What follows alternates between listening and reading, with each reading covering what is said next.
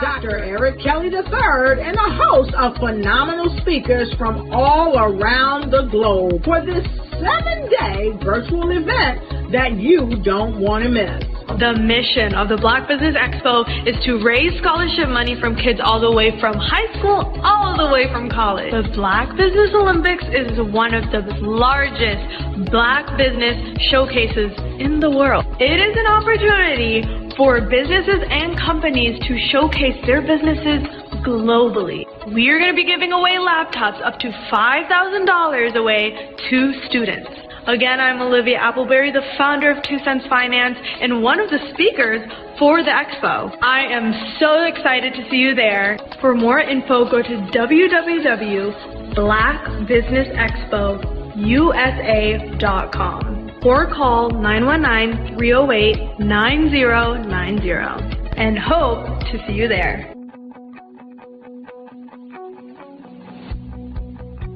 I am Black Business.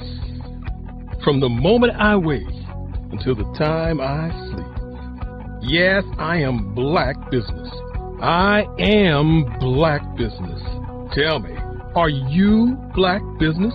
I am Black Business. Do you support Black businesses? Listen, I support Black business because I am Black Business. Black Business Expo, one of the largest business showcases in the history of Black business in the world. The world! Sign up today at www.blackbusinessexpousa.com or call 919-308-9090. I am Black Business. I am Black Business. From the moment I wake until the time I sleep, I am Black Business. I am Black Business. Are you Black Business? I am Black Business. Do you support Black businesses? I support Black business because I am Black Business.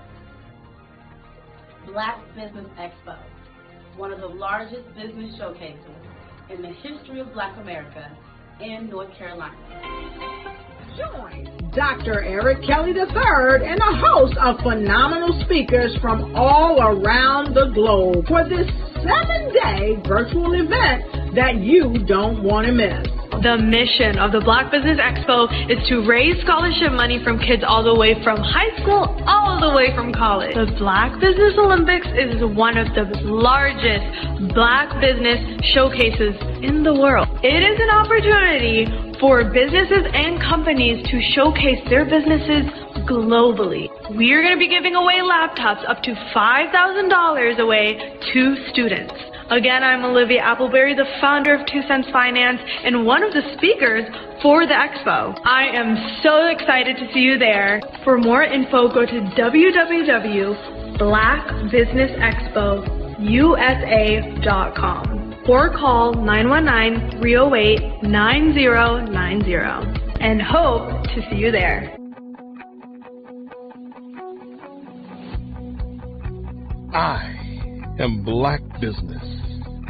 From the moment I wake until the time I sleep. Yes, I am Black Business. I am Black Business. Tell me, are you Black Business? Black Business Expo, one of the largest business showcases in the history of Black business in the world.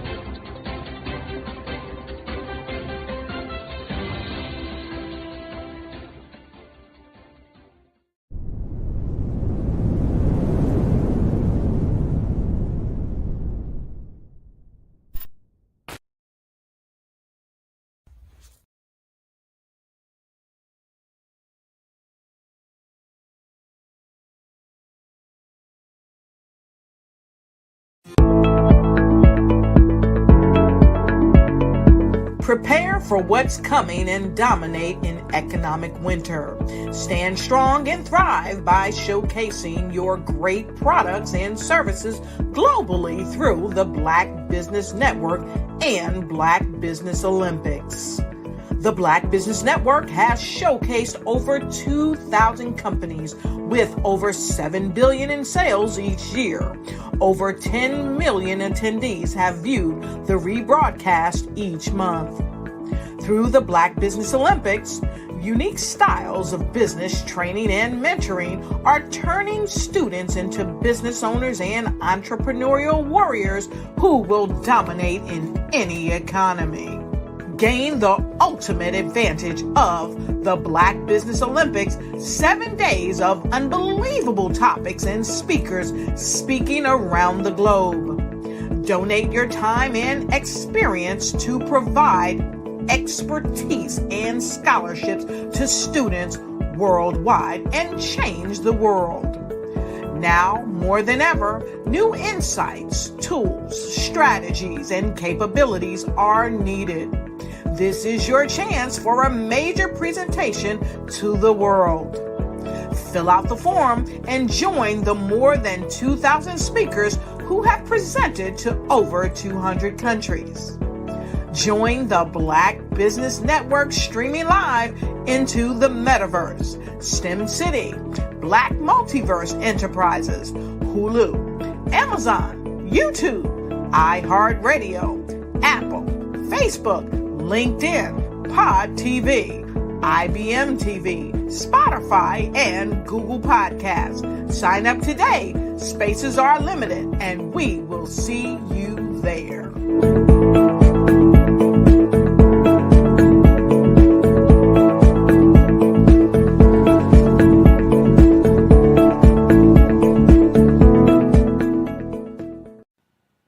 Hello, my name is Kiasi Helm and I'm 14 years old. I think my genius would probably have to be setting goals and achieving them. I say this because ever since I was young, I always wanted to be an author, and at age 11, I ended up achieving this. But not only did I end up becoming an author, I ended up becoming a public speaker, a publisher, a business owner, all these great things. The name of my business is Written by Kids Publishing Company. I decided to start this company because I thought it was important for me to help kids my age express themselves through literacy and just achieve their own goals. Because to me, achieving goals is the best thing in the world to feel. It's you just achieving things and aspirations that you set for yourself. And I know that everybody is capable of this because even if you don't end up achieving the goal, you still tried your best, and that's the most important thing. And everybody is capable of this because genius is common. Thank you. Follow the Brand TV broadcast host, Grant McGaugh, as he visits with top executives and entrepreneurs to find out their secrets of success with their personal brand. Follow the Brand TV broadcast host as he focuses on brand development to build better relationships, bring value to your business, relationships, and career. You will enjoy listening to each episode that is tailored to speak to you directly. If you're looking for this type of clarity in terms of building your brand, you have tuned into the right station. Each episode will help you to shape a conversation in the 5-star BDM network of 20,000 professionals and become a springboard for your corporate engagement and business opportunities. Each guest will frame their story in the areas of personal branding, business development, career development, financial empowerment, and technology innovation. Grant McGaugh explains why he is the CEO and owner of his own professional career. Grant is an accomplished business leader and entrepreneur who wants to give back to individuals to grow their personal brand strategy. Tune in as he weaves his story about new possibilities, while to you exceed expectations. If you love storytelling, this show will make for fun.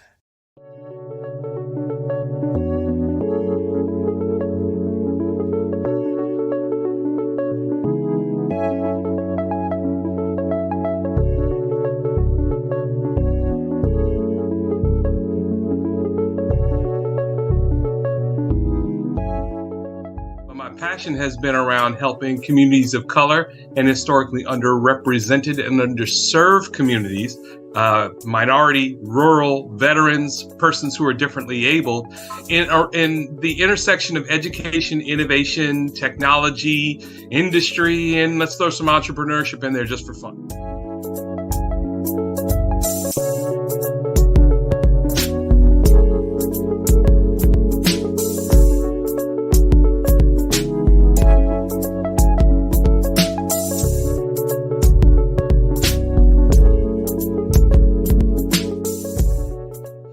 See more around innovation, incubators, accelerators. I love the idea of going from innovation to commercialization.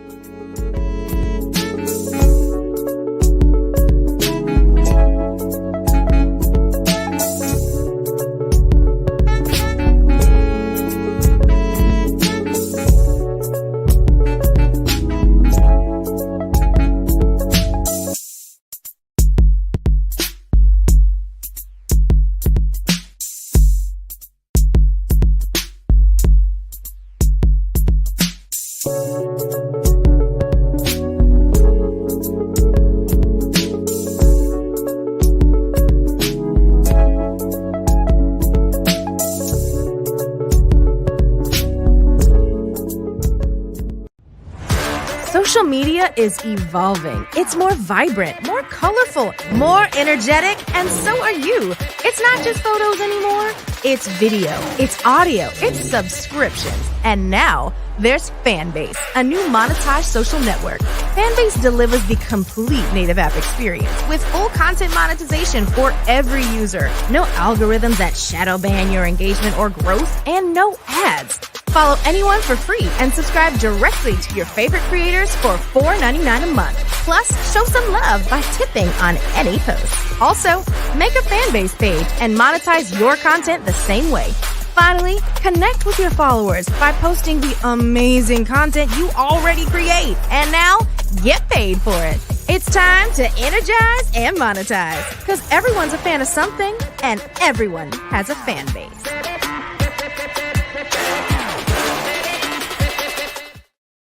Five-Star BDM, Brand Development Masters, is a professional consulting and advisory group keenly focused on business development services for the small to mid-sized business and entrepreneurs. Although every business is unique, they often share business development challenges that can be addressed through smart branding. Services include process improvement and operations, digital strategy and transformation, business intelligence, digital marketing, and personal branding. Our business and personal branding company has helped a number of professionals and organizations to optimize and grow. This results in more business, more opportunities, better reach, positive outcomes. Visit www.fivestarbdm.com today to learn more. What if you could build your own city? A place where every child can find nurturing people to help them achieve their full potential. A place where every adult can access job training support. Where health education is abundant. Where social justice ruled the land. A place without limitations. Welcome. You have arrived at STEM City USA. It is what every city should be. A safe and trusted community where you find people and resources to help you become everything you are and beyond. STEM City is unlike anything you have ever experienced. It is a digital twin of the world around you, only better. STEM City is about energy and soul renewal. It is more than a digital world. You can almost feel the power of live cultural events, music, and theater. STEM City promises a better future for children with caring mentors and hands-on activities with dedicated tutors to support our youth. STEM City is your passport to a healthy lifestyle with weekly events addressing our community's many issues. STEM City is your financial well-being with helpful information on wealth management, career advancement, job training, and so much more. STEM City is the community you deserve. It is the city where your dreams can come true. STEM City USA, a place in the sky for the stars.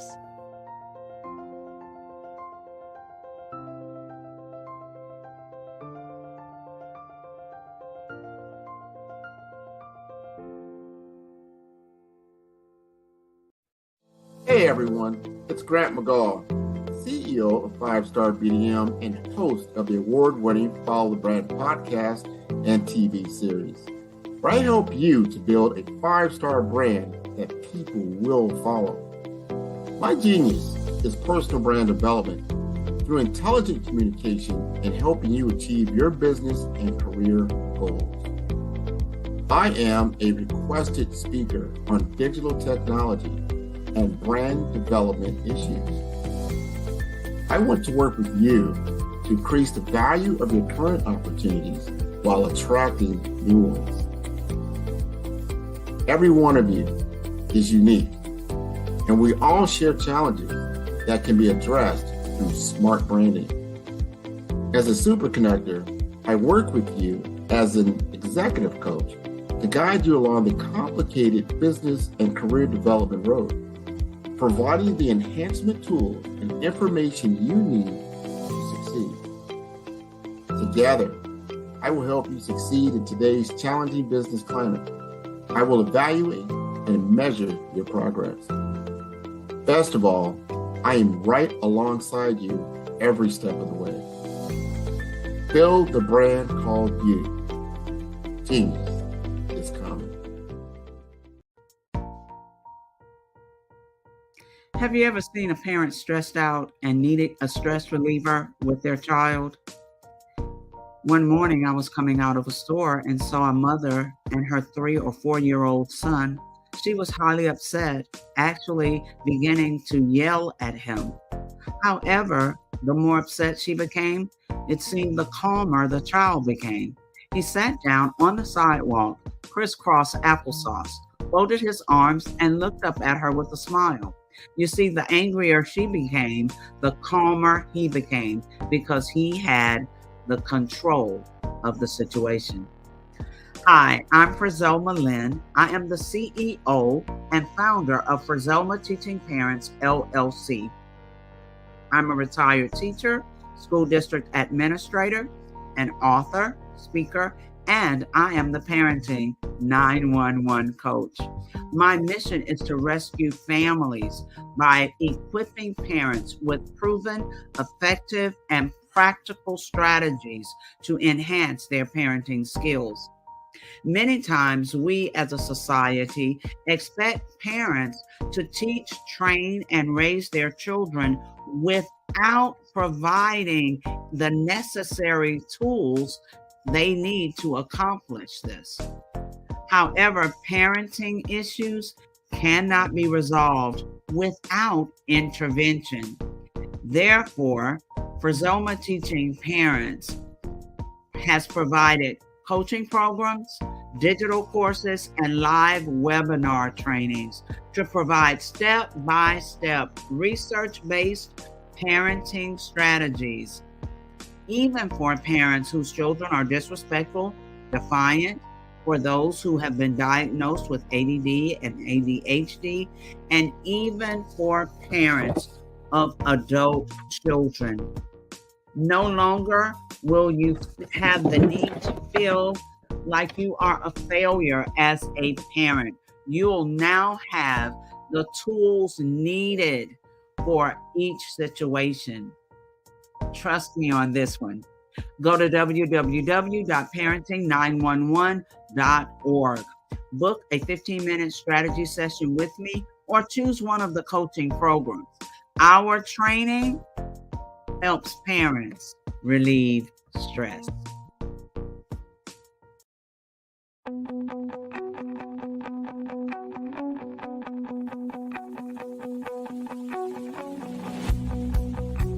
I am Black Business.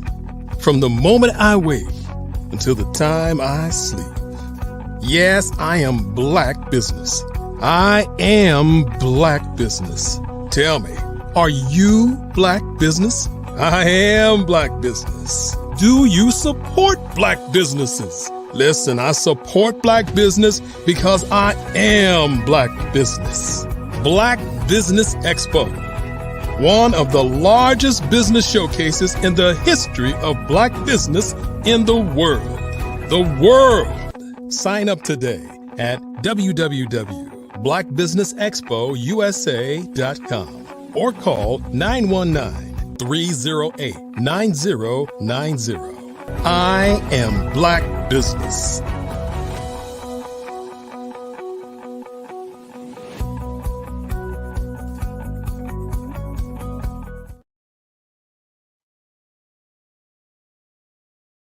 Owners. Good evening, business owners, entrepreneurs, thought leaders, and corporations. Welcome to the Black Business Network. My name is Frizelma Lynn, and I am your business moderator for this evening on the Black Business Network. The Black Business Network is a 24-hour business network showcasing Black businesses, business owners, entrepreneurs, and thought leaders worldwide. We have speakers from North Carolina, London, Singapore, Africa, Japan, and cities all over the United States. The Black Business Network is a global community sharing its business knowledge to empower, inspire, and educate businesses about business. Our first speaker is Kimberly Michelle, also known as the Purpose Pusher, a remarkable and highly sought after kingdom visionary, mindset coach, speaker, educator, and successful beauty and wellness business consultant. Most recently, the recipient of the 2023 Presidential Lifetime Achievement Award from the President of the United States. The 2023 Trailblazer Award from the Herpreneur Network, and the 2023 Woman of the Year from the Gentleman's Course. According to Exodus 31:3, her craft and talents have been divinely inspired, and she has harnessed them to make a significant impact in the lives of countless women. As the CEO of K. Michelle Enterprises, Kimberly has proven herself as a dynamic and versatile leader. Her areas of expertise span across various industries, including beauty and spa ownership and consulting, scaling businesses from 6 to 8 figures in 90 days, millionaire coach to coaches, and a 10x best-selling author. Let us welcome to the stage Kimberly Michelle. Oh, hello. Hello, beautiful. Thank you so much. Absolutely wonderful. We have this green vibe going on today, it seems. Yes. Welcome to the stage. And now I see the interviewer for you will be Mr. R.J. Stevens. So let me say this. I'm looking forward to hearing from you. Genius is coming. And I'll see you on the other side. Thank you so much. And I got on blue. Wrong. Green is money. Good evening, sir. Man, good evening to you. How you doing? I'm doing fantastic. Thank you. Thank you. I'm so glad to have this opportunity to have this fireside chat with K. Michelle, the Purpose Pusher. What's up, Tampa? How we doing? Tampa Bay is in the house. The beautiful, lovely Tampa Bay, 83 degrees outside. We are so excited that you joined us. I'm not in Tampa today, so I don't get to have the 83. Okay, here's some sunshine. Listen, Purpose Pusher, something you left out of your bio was your recent reign or continual reign as Hillsboro's queen. What kind of queen? What kind of queen are you again, Miss Crown Lady? Yes. I am your 2024 Miss Hillsborough County Petite Queen, and you're recently crowned Miss Gulf Coast Petite, which is 4 states, and I'm going for Miss USA in July. Come on, Miss USA. That's amazing. I'm so happy and proud of you for representing us so well. Thank you so much. Listen, let's talk about this coaching stuff you're doing, because your thrust in coaching sort of emerged, right? I met you while you were doing a lot of inspiration and broadcasting and streaming and stuff like that. But then you jumped on this coaching thing and you just ran. Matter of fact, I remember when I met you. Okay. It was the 2/2/22 event that we did in 2022, and you were there with some other people, and we connected and all that kind of stuff. So it's just evolved over time. What made you go from credit repair, Forex, broadcasting on streaming to coaching? What was the evolution of that process like? Woo. Okay, so when you met me in 2022, mind you, I had just done 23 years in the Air Force, right? So, but in 2020 was the roughest part of my life. 2021, I got a divorce. And so in 2021, when I got that divorce and I decided to leave, I said, now, God, we can't fail. Okay, now I don't want to be out here failing. I've seen people leave or people make transitions in their life and they just completely failed and it was over for them. And I said, God, this was a huge step in my life, so I cannot fail. I'm going to do anything. I'm a mother of 5. I'm retired Air Force. I'm out here in ministry. I'm a coach. I cannot fail. So I said, I'm going to do whatever it takes. I did credit repair. I had my 3 spas opened. I didn't want to lose them. I did Forex. I did whatever MLM was out there. I felt like this is where the problem is we get in God's way. And so I felt like, God, I know you got me, but let me just help you. So I did everything. So when you met me, I was on a grind just to do anything that would bring income, anything that wouldn't let people know that I was going through this tough time in my life. And so when you met me, it was really like, I'm just going to do whatever. I'm not going to fail. And I know God gave me multiple gifts, so I'm going to do them all right now. That is not the plan. So God showed me that is not the plan. Trust me and get in the vein of what you need to do, and you'll really be successful. So how did you walk from military career to esthetician to coaching? That's an interesting transition in career path. So the military, 23 years, I did not want to come in. It was a bet with my father. All right. And I clearly won the bet because I retired. But he told me I was too prissy. I was too girly. You know, I'm his princess. I'm not going to make it in the military. So what you still cannot do in my life is give me a challenge because I'm going for it. So not only did I signed up for 6 years out the gate. Like, I got this. And so I did the military. And after my father transitioned in 2017, I was like, I'm going all the way. And so after that, I said, but what is it I still want to do? Right? I never wanted to do the military. So when he transitioned, I said, okay, I'm finally going to go after what I've always wanted to do, which was be in beauty. I didn't know I was going to own a spa, but I was just like, God, I love seeing people, you know, that have confidence and that are excited about who they are. And so when I became an esthetician and I saw that I could help people with their skin, because the one thing that we have, the biggest organ in our body, the largest, is skin. You only get one. And so I said, wow, I can make a difference in those people who are worried about aging, who are worried about acne, who have hyperpigmentation, right, that happens in our community. And so I said, okay, I can make a difference as an esthetician. So I decided to go to school. Of course, I was almost the oldest in my 30s. So I said, well, I'm going to open a spa. So I opened my first one right out the gate. Then I said, I really like this. So I opened a second and a third. And then I said, wait, I don't want to be working on people every day, right? I got to bend over. I got to sit at the chair for an hour. And I believed in God using our hands wisely, right? So God said, you know what? You can do this and you can get paid a certain amount an hour, $100 an hour, or you can teach people what you do. You can mentor people. You can make people like you that do what you do, and you can double and triple that. So light bulb went off and I said, okay, God, I'm going to coach people to do what I do. And people kept asking me, how are you so successful? How did you open 3 businesses? I have no degree in that. No one ever taught me how to do that. God literally downloaded what I need to do. And so I turned that into a coaching business, and now it has blown up.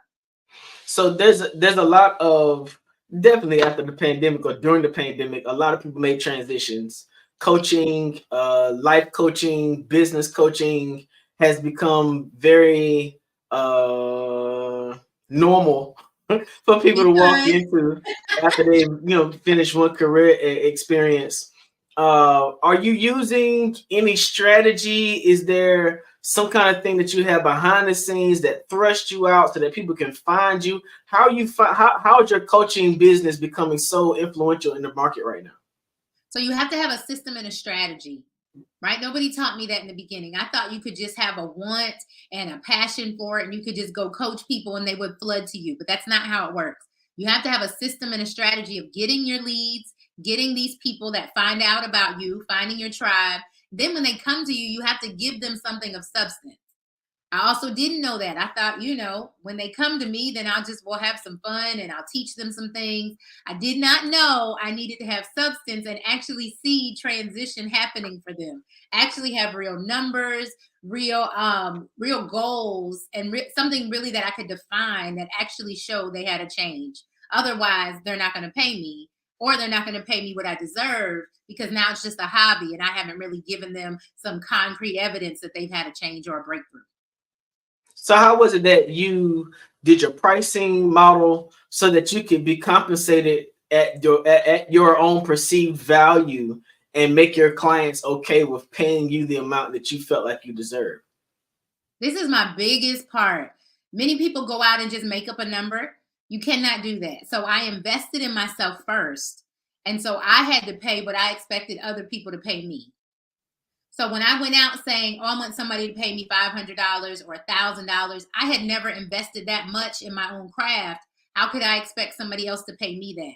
So I started investing in coaches and mentors and actually paying the price and doing the work, paying $5,000. I paid over $20,000, over $30,000 for the coaching that I needed. So I could turn around and say, hey, my coaching is valued at $1,000 because I have my certifications. I've done the work. I've even done the personal breakthrough work. So now I can assist you. So that's what happened. My pricing model did change. I know a lot of people, even when I teach this, they're scared to find out what their worth is, what they should charge. But you have to sit down and you have to look at what you offer. You have to sit down and see what sets you apart from somebody else. You have to look that out and see your education. And then what kind of breakthrough are you bringing to the person? That's going to determine your pricing. So you're talking about developing a unique perspective towards a person's transition, right?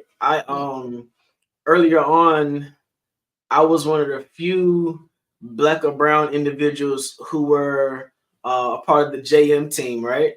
And so with that, it taught you a particular strategy and sort of made you sort of cookie cutter towards your delivery of people, towards your mechanism and your strategy. But what it sounds like you've done has been able to become authentically and uniquely you while you're developing your core strategy.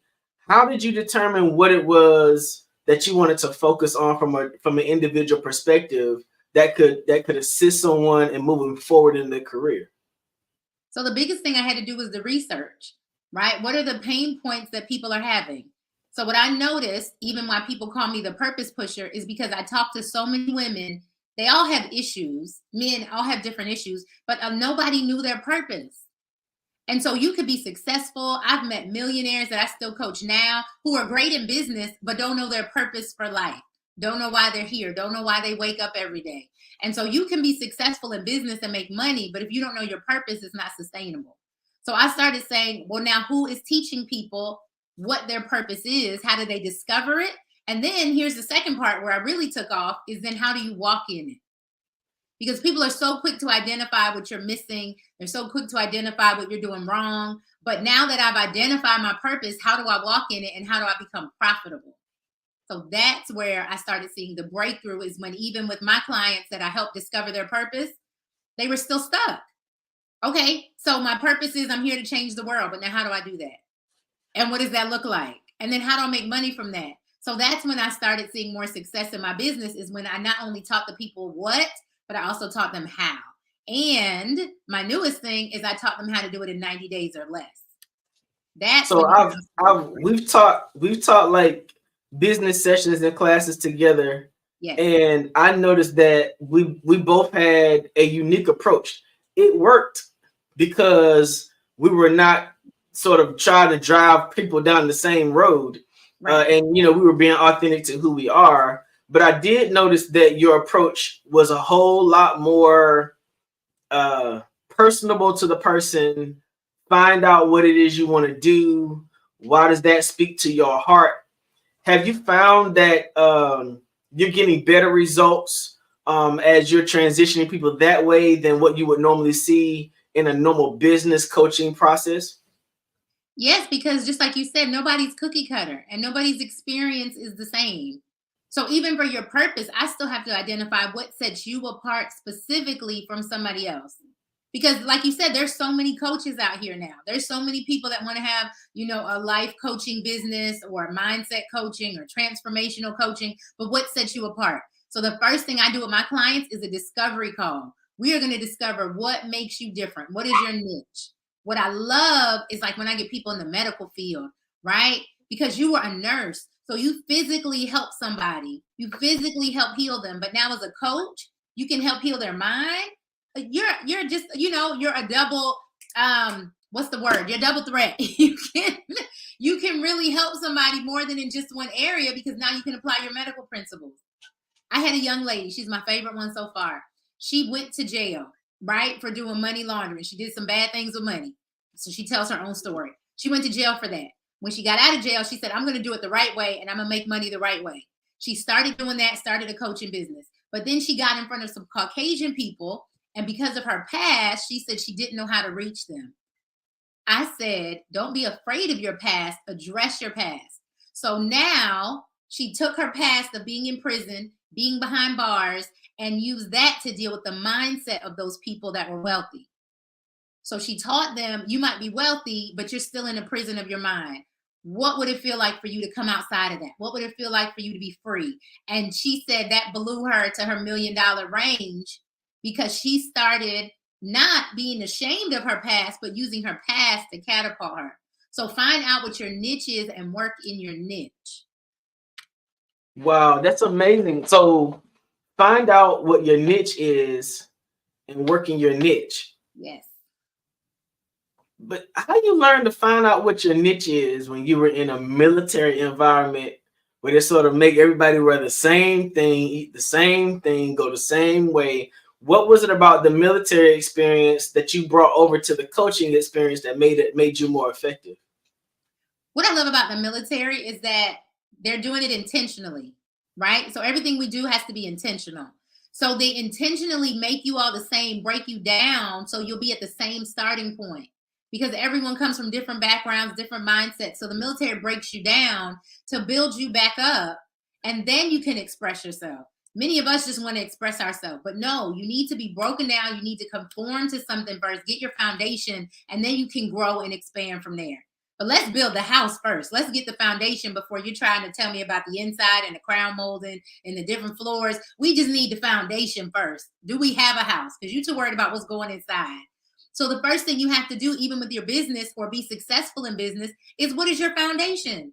Who are you marketing to? What are you trying to sell? What is the reason for you doing what you're doing? You're doing because business is not easy and it's not always fun. So if you know your purpose for doing it, it changes the way you do business.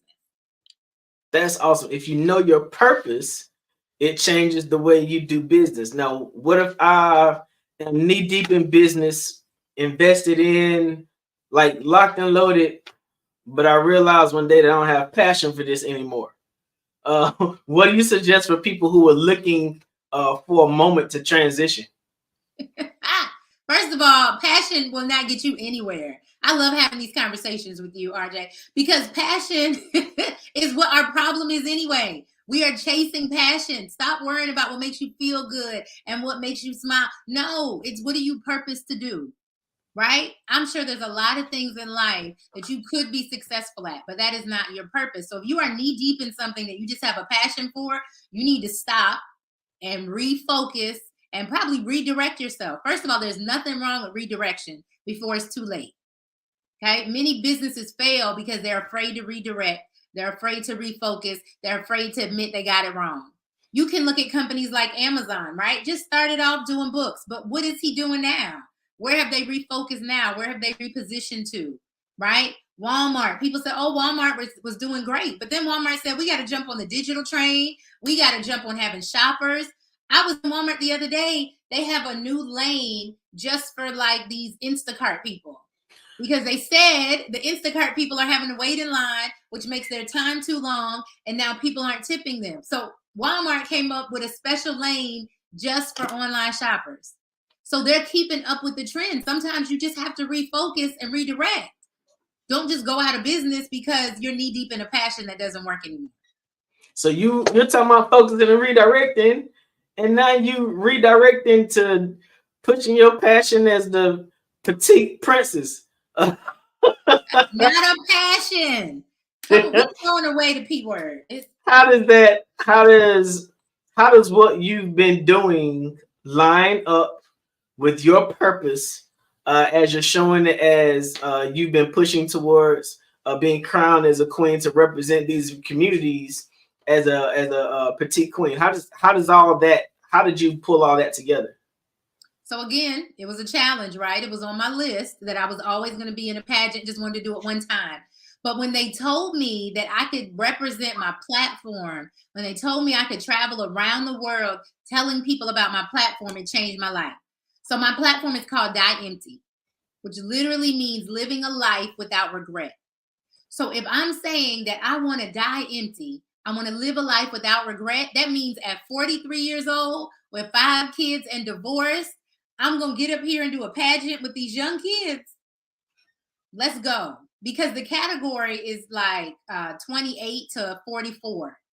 And so I had to think about it. I'm closer to this range, right? Maybe I should do the next one. I said, no, I'm going to go out there and I'm going to give it my all. So my very first competition, because I got Miss Hillsborough, but then I went so let me tell you real quick. Miss Hillsborough County, I made it, which put me in running for Miss Florida. So my very first pageant, you got to do a bathing suit and all that stuff. And I said, now listen, y'all, I'm in ministry. So my bathing suit going to look a little different. Okay. So my very first pageant, and I got first runner up for Miss Florida. And so I was tempted to say, now, Lord, this was fun. We did it. I'm done. And afterwards, so many people said, this was your very first pageant. You got to go to Miss USA. And I said, nope, I just wanted to do this one time. Do you know I got a call and they asked me from Miss USA, I got a call and they said, do you still want to go to Miss USA? I said, well, no, I didn't make Florida. You know, I made first runner up. Congratulations to the other person. She said, let me know. And if you want to compete, we have something for you. And so when they called me, they gave me Miss Gulf Coast Petite. I qualified for that. So I'm fighting over one state of Florida, sad because I didn't get it.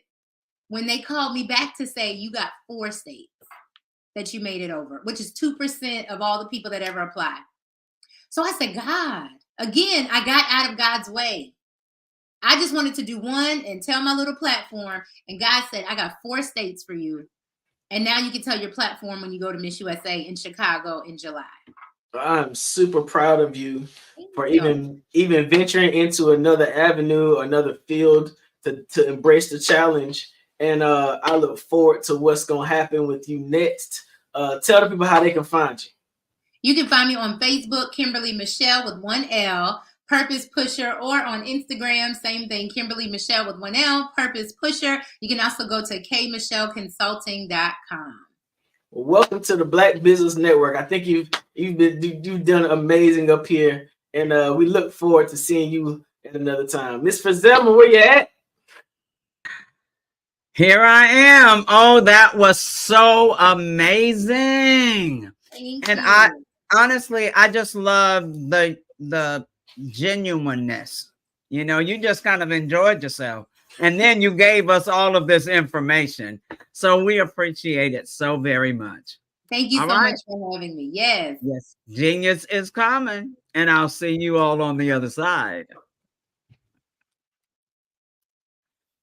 The Black Business Expo's mission is to raise funds for high school seniors going to college or K through 12 entrepreneurs. This expo is a fundraiser for students who may go to www.blackbusinessexpousa.com to donate to the scholarship fund, or use the Cash App that's on the screen below, $BBXUSA. Our goal is to give laptops and up to $5,000 to 10 students. Students can register online at www.blackbusinessexpousa.com. Every dollar counts, so we want to remind you to donate to the scholarship fund. We want to thank our Black Business Expo USA sponsors for April 2024. NC 100, Moody Capital Partners, Suede Soul, 5-Star BDM Media, Lotus Richey Coaching and Training, Carolina, Virginia, Minority Supplier Development Council, Step Management, Hello LLC, BHS and Associates, Margie McLean Foundation Incorporated, Genius is Common, Earth Essentials, Mullane Shawnee Global, Executive Women's Success Institute, The Quality Coaching Company, Superwoman Business Services, Creative Force Studios, Lee Entertainment, Artistic App Design, Black Business Expo USA. Genius is common, and I'll see you on the other side.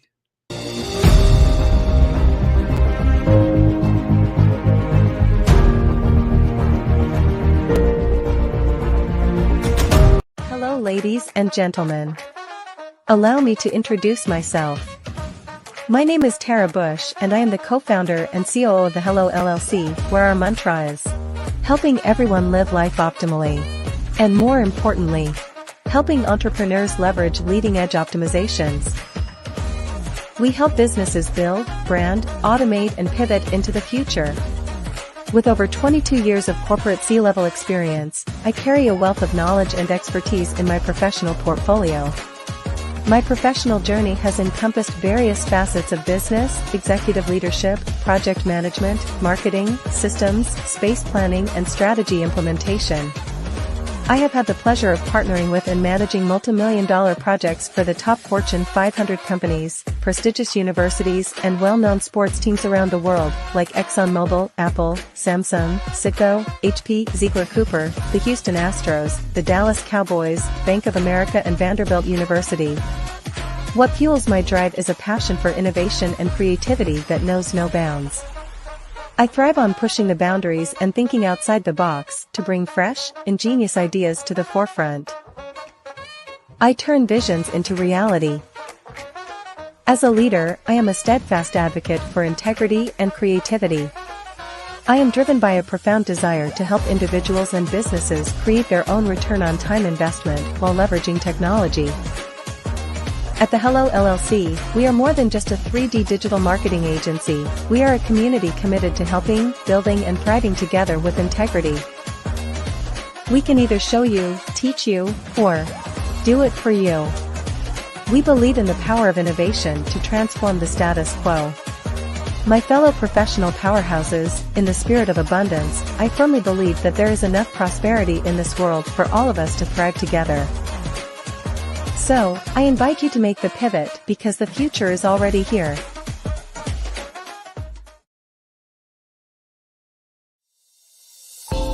Over the past few years, we've seen the growth of existing and new initiatives focused on financial inclusion, building global networks, and reducing the wealth gap in response to the idea there's not enough seats at the table.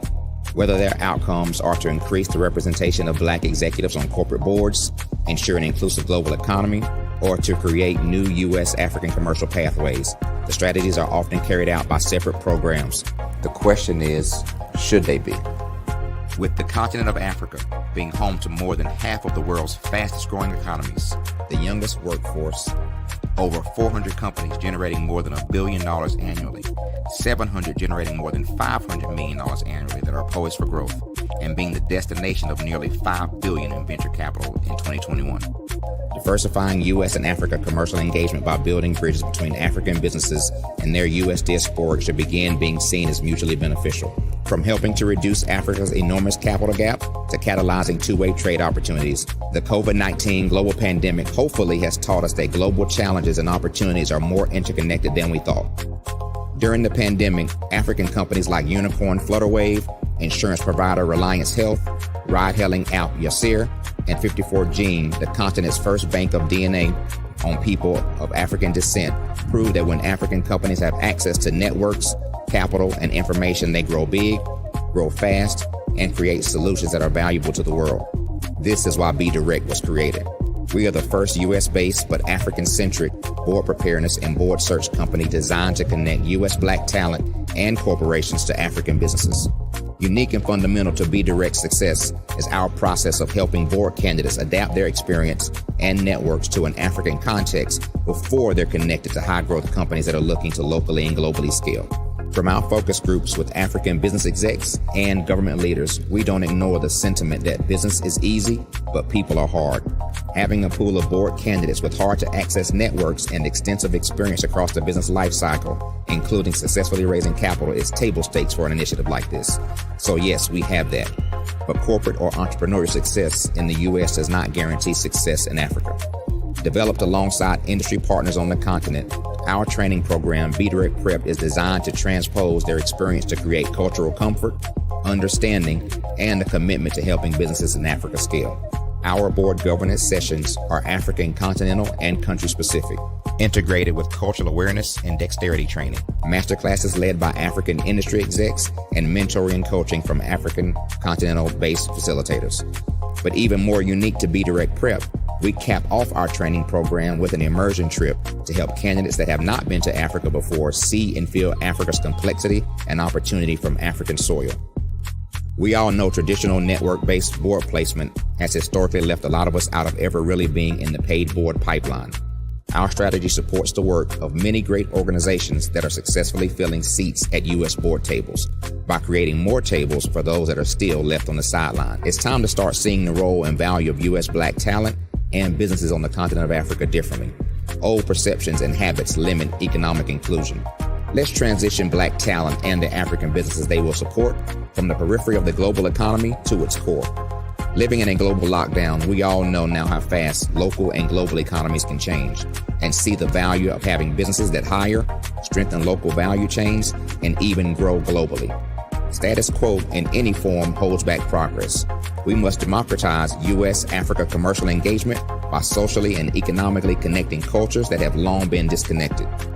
It's time for Africa's U.S. diaspora to redefine their global value by helping African businesses scale continentally and globally.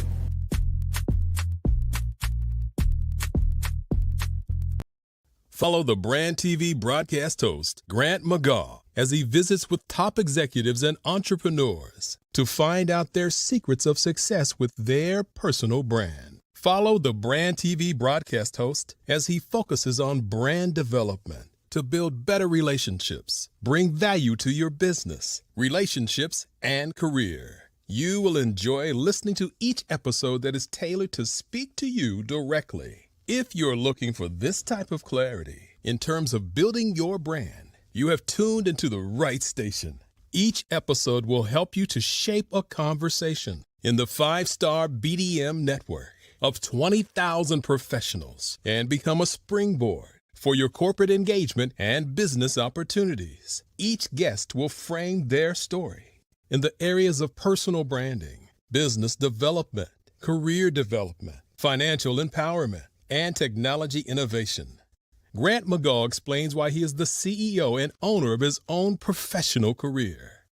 Grant is an accomplished business leader and entrepreneur who wants to give back to individuals to grow their personal brand strategy. Tune in as he weaves his story about new possibilities, while to you exceed expectations. audience. If you love storytelling, this show will make for fun. Phenomenal Tanya T. Wise, who is here from the great state of Maryland. Tanya, welcome and thank you for being with us today. Can you indulge our audience a little bit and tell them just a little bit more about who you are and what it is that you do? Well, I love being able to talk to people and have a magnetic attitude, being able to just show them. So I always like to say, level up is Coach at Tanya T. Wise here. So can you tell our audience, just give them a teaser about what your presentation will be about? So my philosophy is that we should all be living our dream life.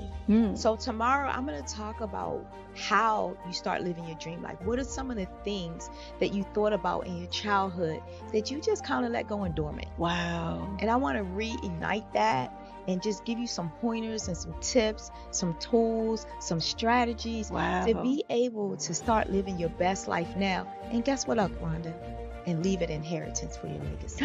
Oh my goodness. Okay, I know that's resonating with a lot of people. I've heard that you have a dynamic coaching program. Can you tell us a little bit more about that? Absolutely. So our coaching program help people that have the lack of time, that lack strategies, and lack the confidence to go after their dream life. So we help them implement tools, we help them implement strategies, as well as give them resources so that they can live their best life now and leave that inheritance. Wow. Oh, I love that. I love the leave the inheritance part. Listen, you are dropping some major nuggets, and I know a lot of what you're saying is resonating with a lot of people, but I think we're all curious. How did you even make this transition into the speaking and coaching arena? What's the story behind this? So I started out in finance, and I realized that a lot of people don't necessarily go after their dream life because of the lack of finances or the education behind finances. But it wasn't until I lost my firstborn, my only son, that life changed for me. And where I was going after it all, living the corporate life, hit my 6-figure income and living in my dream house with my dream man, driving my dream car. I nearly lost it all when I lost my son. And so I realized it only takes one financial catastrophe that can change your entire life. That's what made me start All New Beginnings. Because no matter what's going on in life, there's a new beginning.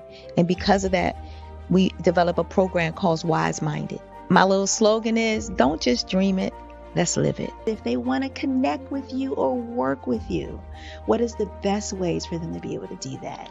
Well, for my social media guru, you can connect with me on every single social media platform as Tanya T. Wise.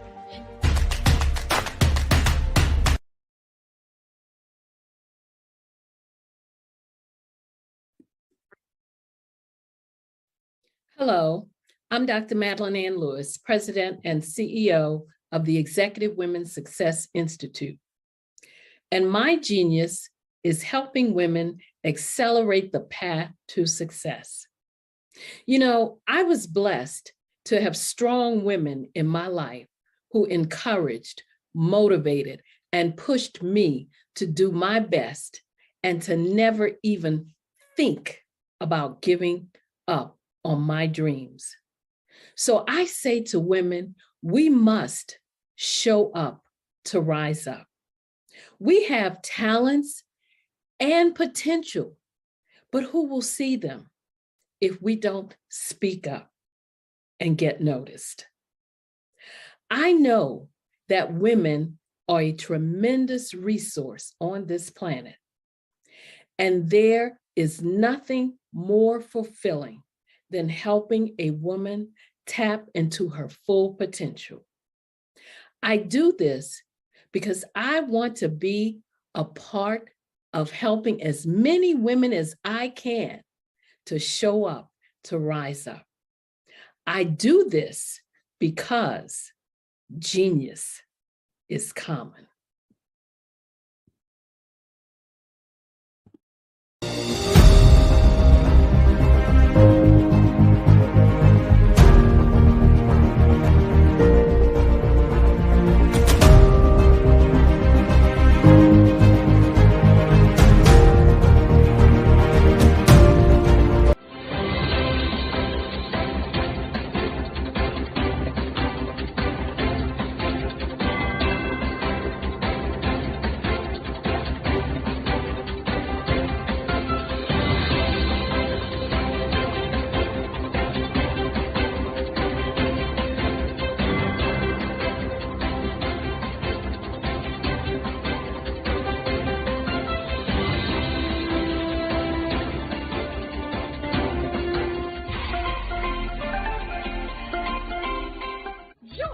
Dr. Eric Kelly III and a host of phenomenal speakers from all around the globe for this 7-day virtual event that you don't want to miss.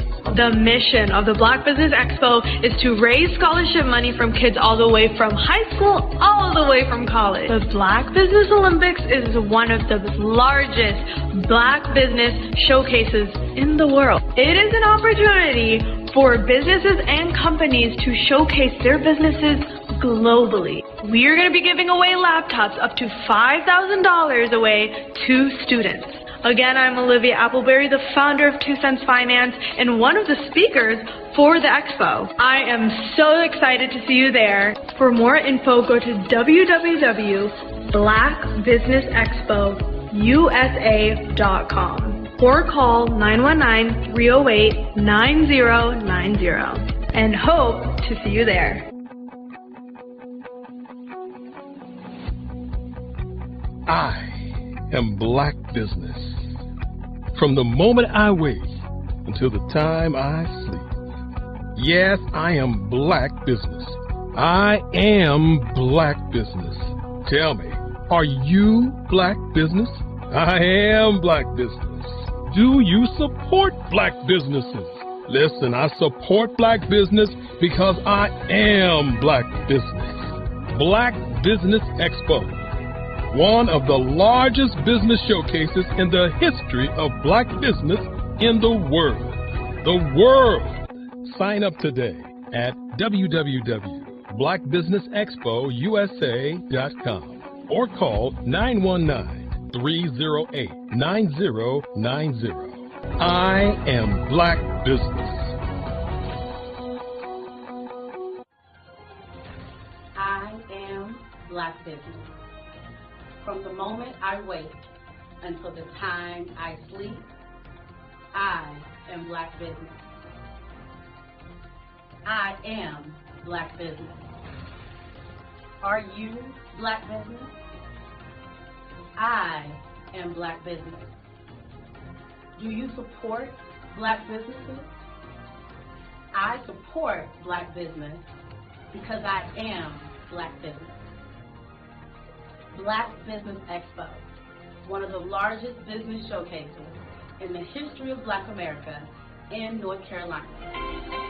Join Dr. Eric Kelly III and a host of phenomenal speakers from all around the globe for this 7-day virtual event that you don't want to miss. The mission of the Black Business Expo is to raise scholarship money from kids all the way from high school all the way from college. The Black Business Olympics is one of the largest Black business showcases in the world. It is an opportunity for businesses and companies to showcase their businesses globally. We are going to be giving away laptops up to $5,000 away to students.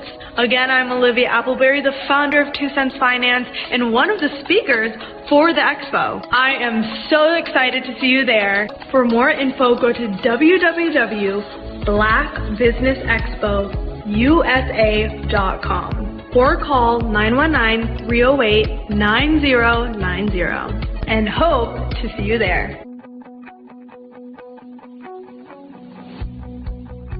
I am Black Business. From the moment I wake until the time I sleep. Yes, I am Black Business. I am Black Business. Tell me, are you Black Business? Black Business Expo, one of the largest business showcases in the history of Black business in the world.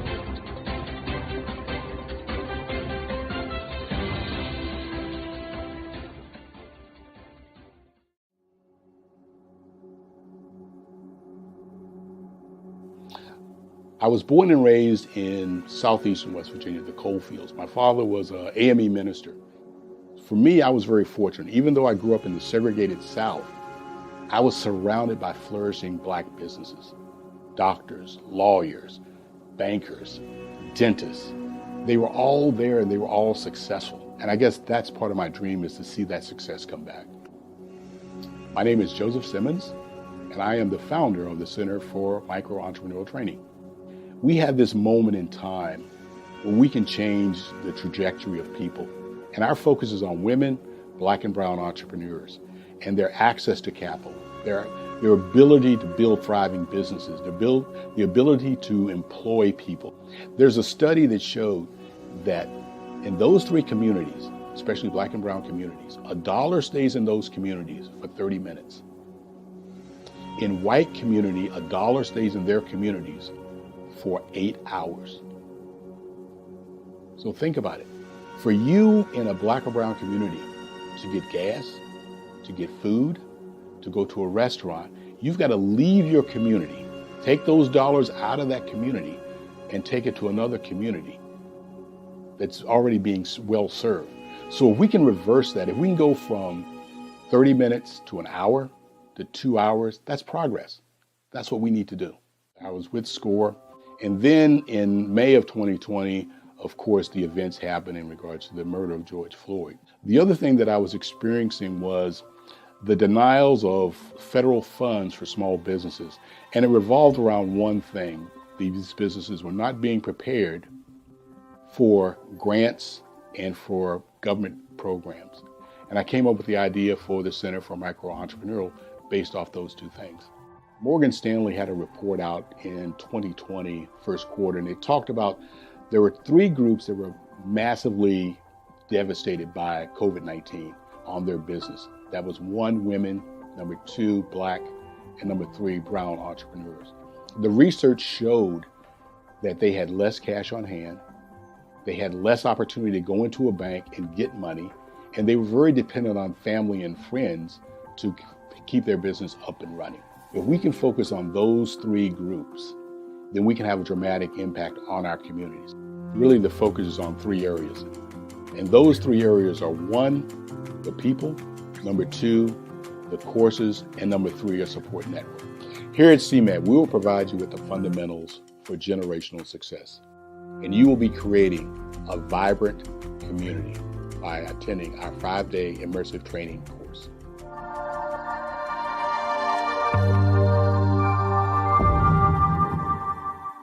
Five-Star BDM, Brand Development Masters, is a professional consulting and advisory group keenly focused on business development services for the small to mid-sized business and entrepreneurs.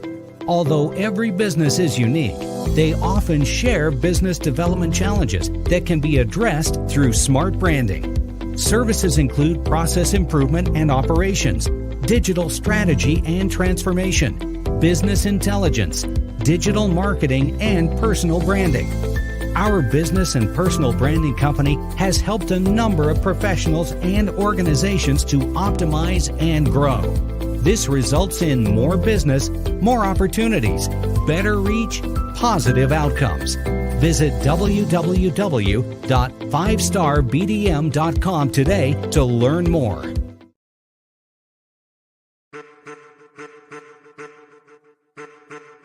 I am a child of the Most High God. He has gifted me in ways that I could not even imagine and didn't know.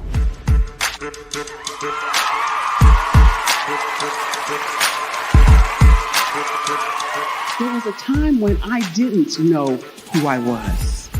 I listened to other people tell me who I should be, what I should do. I listened to people telling me that I should be a boutique owner, that I should be a construction manager, that I should be a laborer. Have you ever felt like you should do something else, be something else, go somewhere else, be wherever you wanted to be, and you felt like you were in a box? Anybody in the room? And you couldn't get out? Anybody in the room? And you kept trying to go and go and you couldn't get out? Anybody in the room?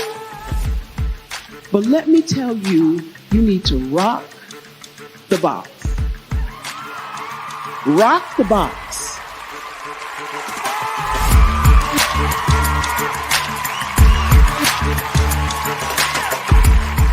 I am engaging, inspiring, and empowering.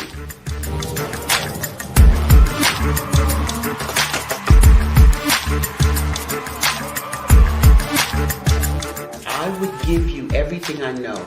Just by touching you, if I could, by osmosis, give you every single thing I've learned, I've gone through. I know I would. We know that's not possible, but as it is possible, I love to share information with people. Some of you out there, people have told you that you can't be, you can't have, you can't do. But I will tell you, like Kingston said, you can, you must, and you will. If it's to be, it's going to be me. You got to say it. If it's to be, it's going to be. If it's to be, it's going to be. If it's to be, it's going to be.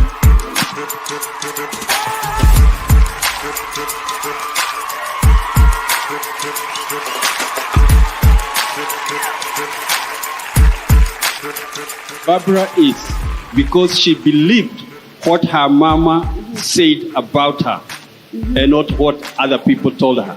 Every day you wake up, when you're in a situation, it's your choice whether it's an advantage or the disadvantage. She gained her confidence and her life, and now she is a testimony. If I can help you elevate yourself, then I feel like I'm elevating my own self as well. What you know and I know together can change the world.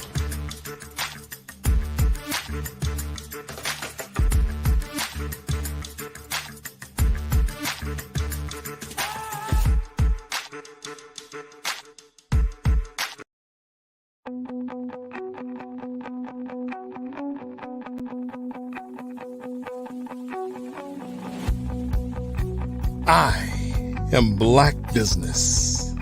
From the moment I wake until the time I sleep. Yes, I am Black Business.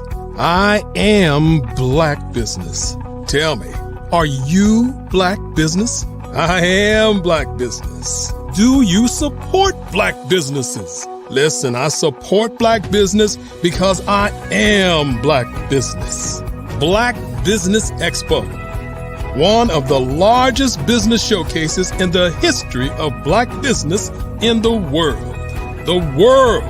Sign up today at www.blackbusinessexpousa.com or call 919-308-9090. I am Black Business.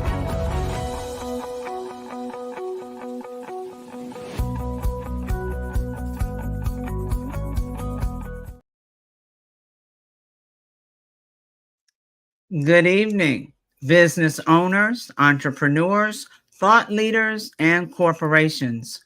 Welcome to the Black Business Network. My name is Frazelma Lynn.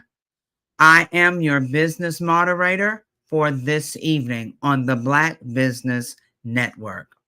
The Black Business Network is a 24-hour business network showcasing Black businesses, business owners, entrepreneurs, and thought leaders around the world.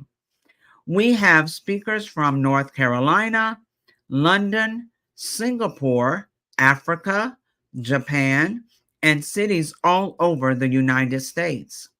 The Black Business Network is a global community sharing its business knowledge to empower, inspire, and educate businesses about business. Our next speaker is Wesley Green. He is an entrepreneur that is enthusiastic about all types of businesses. He currently is the co-founder of Black Baron Transport LLC, along with Southland Freight Solutions LLC. He started his journey in the logistics in March of 2017. His first job was as a freight broker, where he negotiated prices with trucking companies in an effort to get customers' freight moved. He fell in love with the art of negotiation, which made him look deeper into the industry as a whole. After taking a deeper look, Wesley adopted a creative, problem-solving approach to serving customers, which helped him create a lane that is unaddressed. He now is the owner of 2 firms, grossing over $2 million a year and growing at a rapid pace. He is a loving husband and father of 1 with another on the way.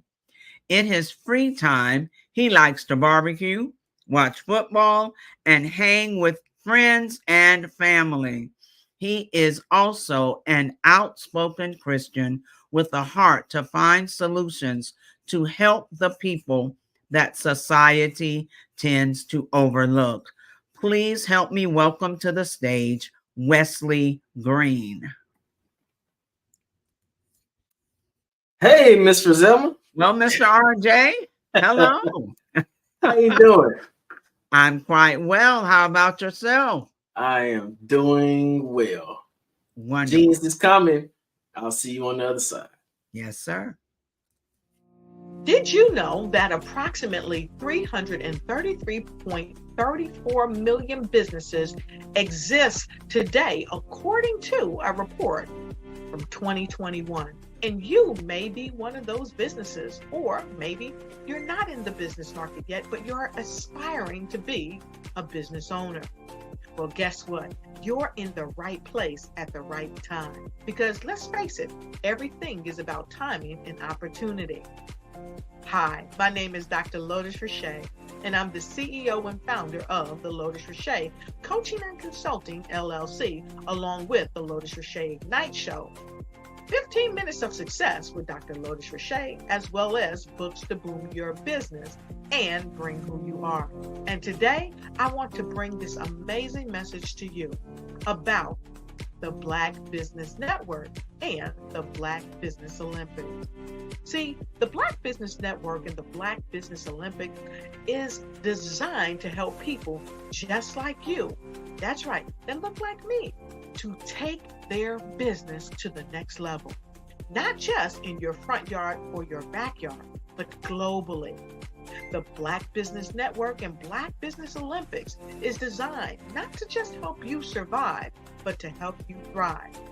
So join us today as we come together with businesses all around the world to support our students, our children, our young teens, our young entrepreneurs. What we do is we come together to help raise funds for students who are aspiring to be business entrepreneurs, who are aspiring and who are thriving in college.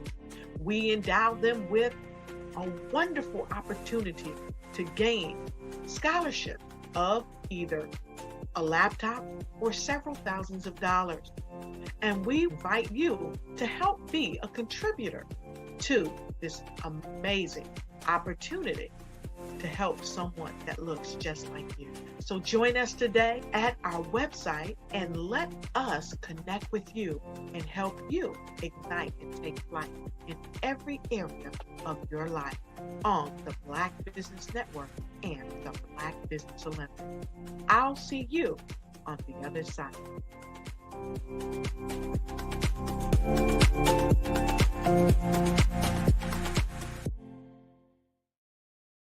I'd like you to imagine with me, if you will, opening an app where you can collaborate with like-minded individuals from around the world, get inspiration and in-app tools to launch and grow your business, as well as share your knowledge and earn compensation, all in one app. Well, the name of that app is Truso, short for Truly Social.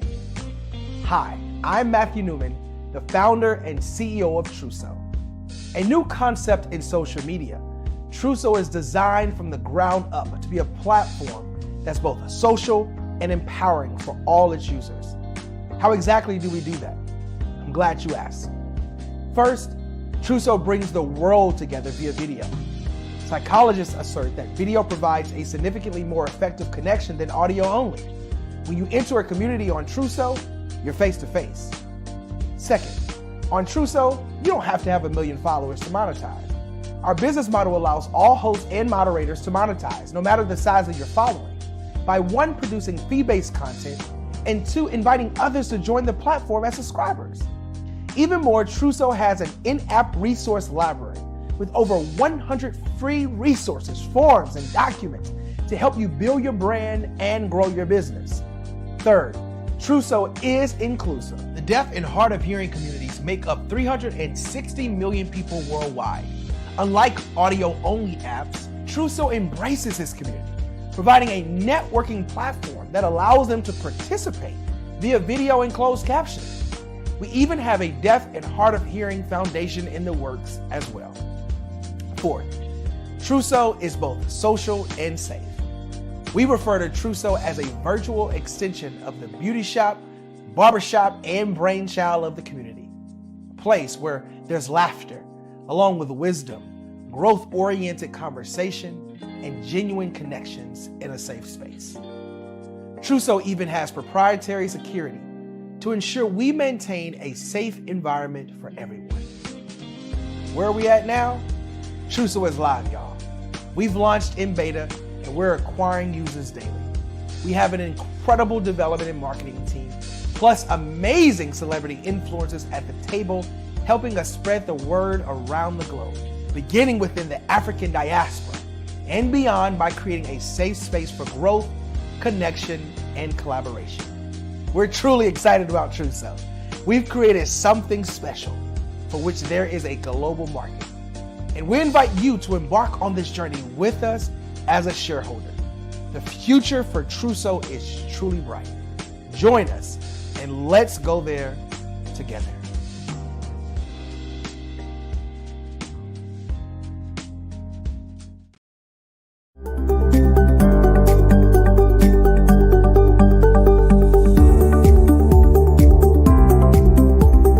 My name is Katie Bennett, and I own Lexicon Presents Publishing. We are a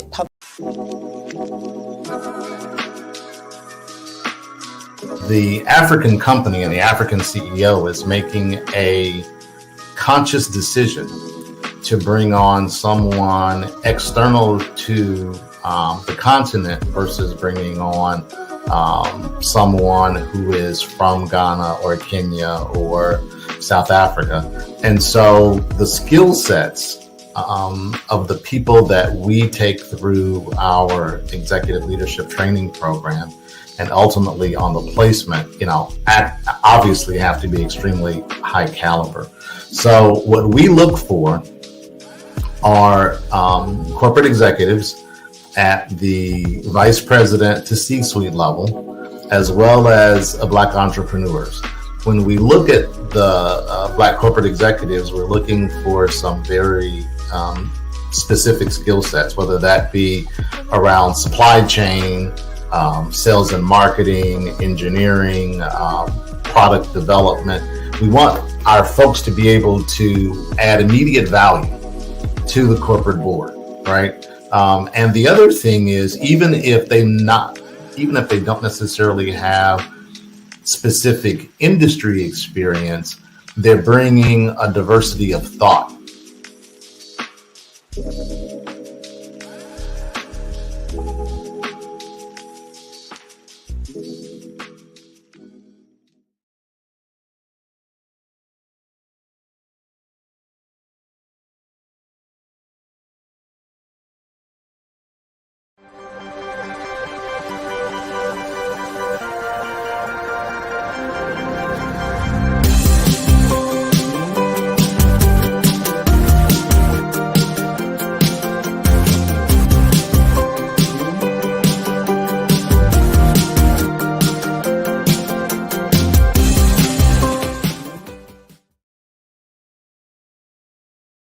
Are you a forward-thinking entrepreneur or business owner? The world is changing faster than ever, and it's time to pivot and adapt to the future. Hello LLC is here to help you do just that. Hello stands for helping Welcome back, ladies and gentlemen, for a fireside chat with Wesley Green and RJ Stevenson. Well, you got RJ Stevenson. Hey, Miss Brazilma, how you doing? I'm doing quite well, RJ. How are you? I'm doing well. Wonderful. So we're having some technical difficulties. It's all good because you know what? I want to know more about Miss Brazilma Lynn. Well, well. And I am more than happy to let you know. I am at this point in life, I am the parenting 911 coach.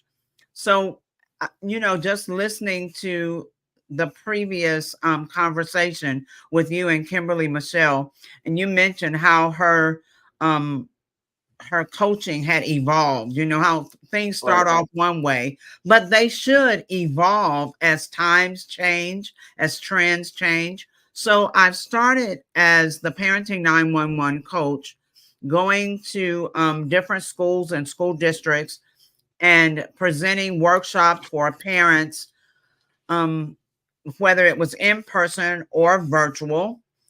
And now that has also evolved into school districts wanting me to work with their faculty. Because if we're giving training to parents to provide additional tools for parents, we have to also look on the other side of that coin and make sure we have professional development provided for teachers to know how to work with parents.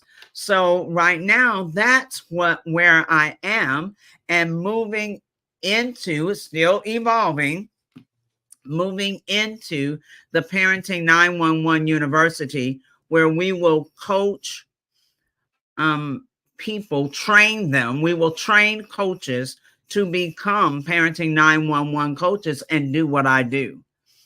So, of course, they will have to have credentials, because they will not only work with parents, they will also work with teachers. We need to bring the entire community back together, not isolating parents who really are the number one stakeholders for their child's education. Miss Roselma, now I'm in ministry and coaching, and people are interested. What in the world made you decide to make parents of all people your desired clientele for coaching? So just that in itself, now it's honestly a ministry for me as well, but just that in itself, we are in a point in our society where we're leaving parents out. We know that parents are struggling. We see parents struggling. We see children struggling. We see families falling apart. Yet it's as if we want to sweep that part under the rug and just keep moving forward. So a few months ago, I was in Orlando for a conference. Walking through the conference center, they had the words fabric just hanging down the walls, and beautiful different patterns, fabric patterns all around. And I was thinking, what in the world is going on with the fabrics? And I was seeing it so much. I'm thinking, what am I supposed to do with that word? But there used to be a commercial about cotton being the fabric of our lives. Well, honestly, parenting is the fabric of our community, of our society. There is no way we can have a society or a community without parents. And it's best to provide them with the most effective, research-based, practical skills that they can immediately implement in their homes. We have to make sure that we provide them with tools, and we have to make sure that teachers receive compassion training and understand that they have to re-invite parents. I mean, genuinely invite them back into the decision making of the child's academic success. So see that mindset, parents, oh my gosh. Well, you know what, people said that to me when they found out I was a teacher and a school administrator. They're like, teaching, oh my gosh. But those are the areas of life that build our foundation. We can't keep going with all the progress, all the AI, all the technology, all of that, and allow the foundation of our families to have a huge crack in it that no one is trying to repair.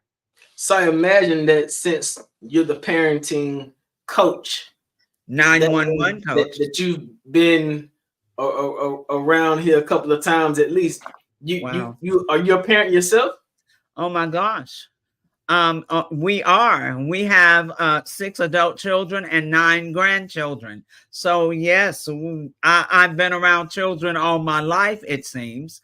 And you know, when we talk about purpose, our purpose is in us when we're born.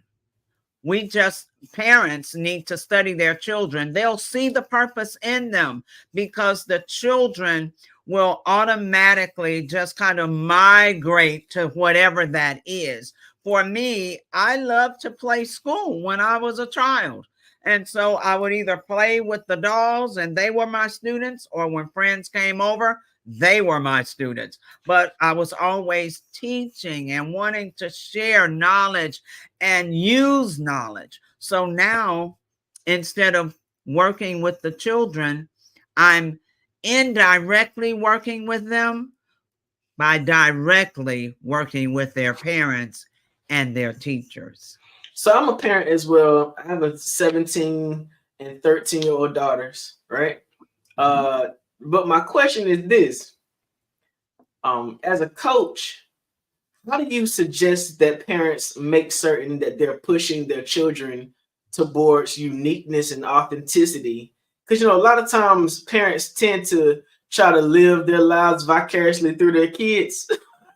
Yes. How do you suggest that parents find that point of passion for their children so the child is able to develop authentically the way that they want to be developed in life and have their own unique experiences? So 2 ways I'm going to answer this question. First, study your children from birth. Study them. That's what I just mentioned before. And if they always migrate to something specific, then there's a reason for that. All right. You'll find that children will be great at doing things they've never been trained to do. Well, that's going to be a part of their purpose. I know a little bit about your story, and I know you said you started playing an instrument at the age of 9. Well, imagine if your parents had decided, oh, no, we don't have musicians in this family. No. See, parents have to stop allowing everything to be about them. Everybody in the family is important. Everybody has a purpose. And as parents, we are the ones that are to look for that purpose and support that purpose and help our children walk in their purpose. It's not about what we like. So, you know, some parents will do it. Well, I don't know anything about that, so you can't do that. No, if you don't know anything about it, parent, find out about it. Yeah. Learn about it. But don't stifle your child's purpose because you don't understand it or because it's not your purpose. So we have to learn. Each individual has a purpose. And many times it's not going to be yours. Yeah. Parenting is by far much more different nowadays than it was when I was growing up, because, you know, some of the things kids say to their parents, I couldn't say. Some of the things that are normal in trends, I couldn't do. So, you know, I imagine that you've had to go through a whole lot of introspect, retrospect, reflection, a whole lot of research to even be able to identify best practices for this generation of kids, right? Absolutely. How is parenting different now than it was in the past? Is there a different approach necessary to help parents learn how to be more effective?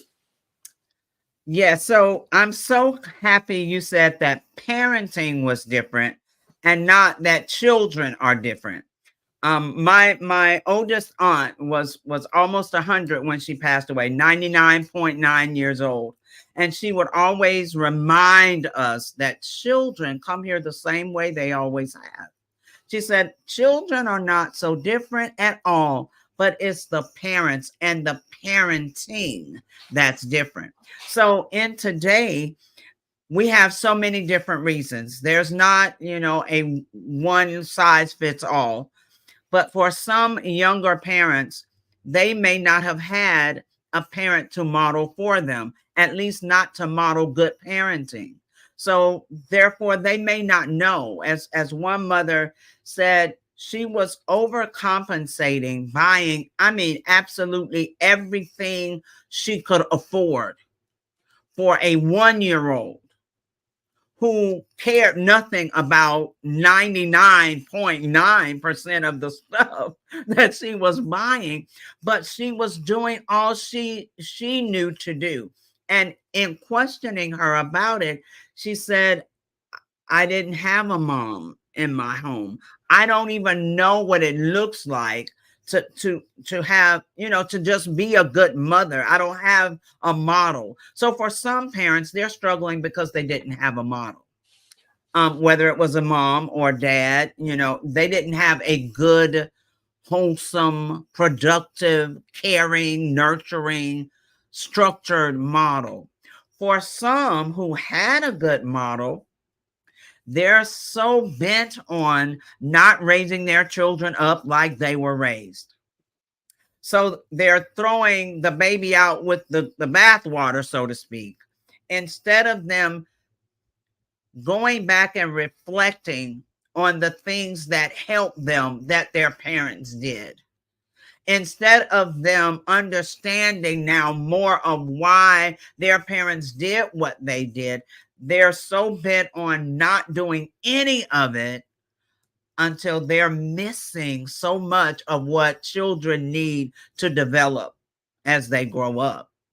And for others, it's just me, myself, and I.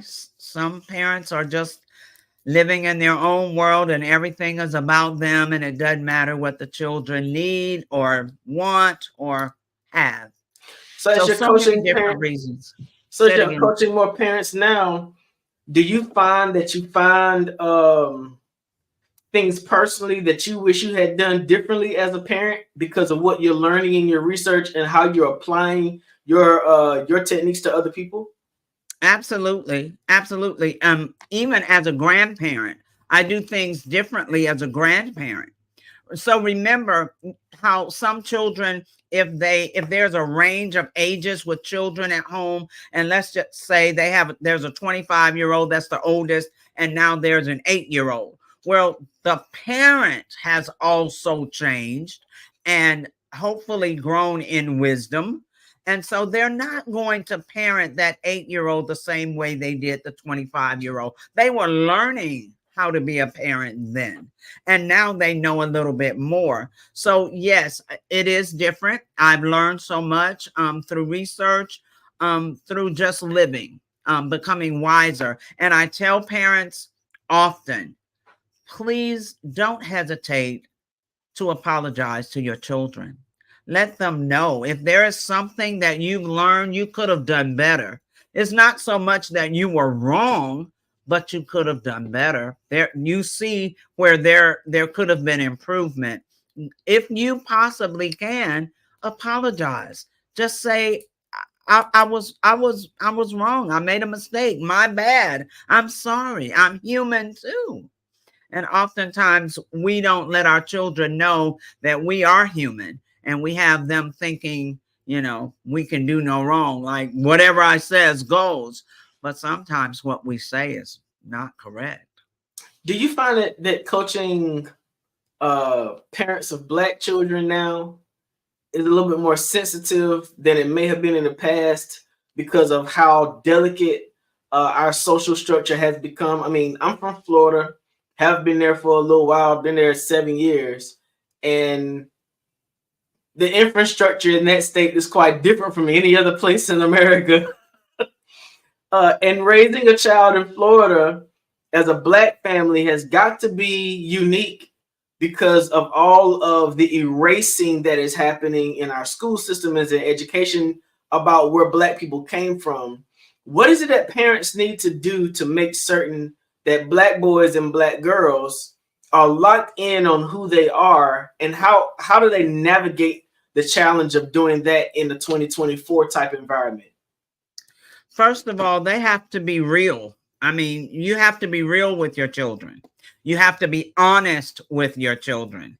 And so oftentimes, like a selfie, you only want the selfie to look cute, you know, but life is not all cute. And we oftentimes walk through a struggle, but we never let our children know we're struggling. And if we never share with them what we're having to walk through and how we are walking through it, they won't know either how to deal with issues. So what I see is the harvest from a generation or two ago, when parents, Black parents as well, mainly, were working so hard, overtime, double shifts, all this extra to get more stuff. Because, you know, we were coming, most of us, out of a poverty place.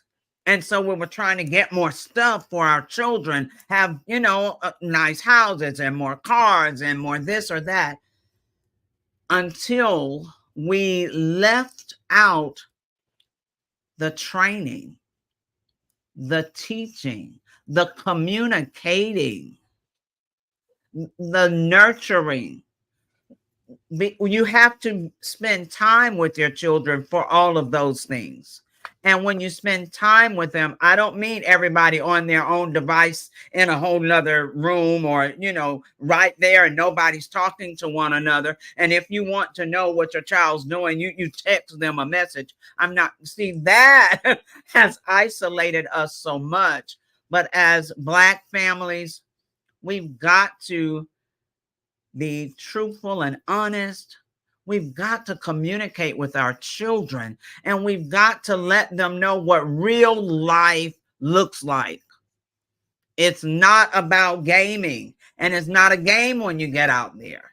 And many parents don't take the time to do that. It's almost as if we're afraid of realness now.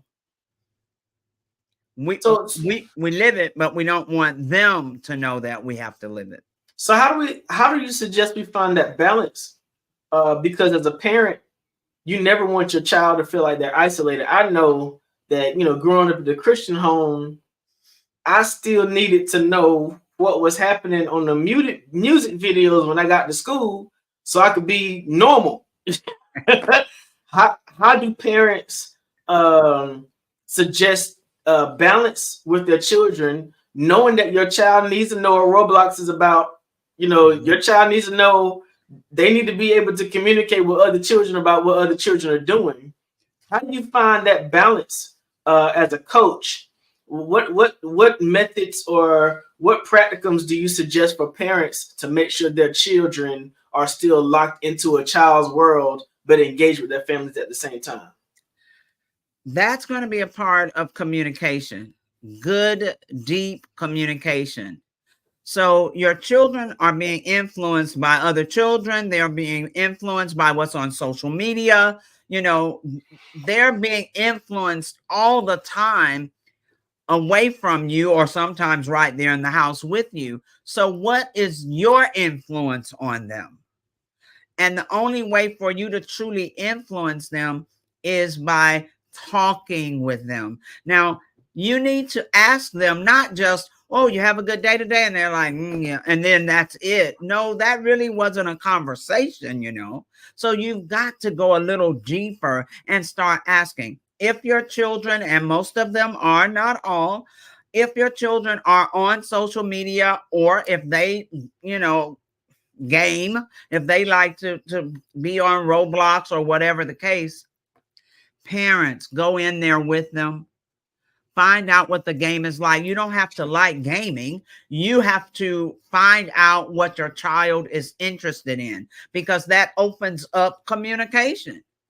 If you have nothing in common with your child, what will you talk about?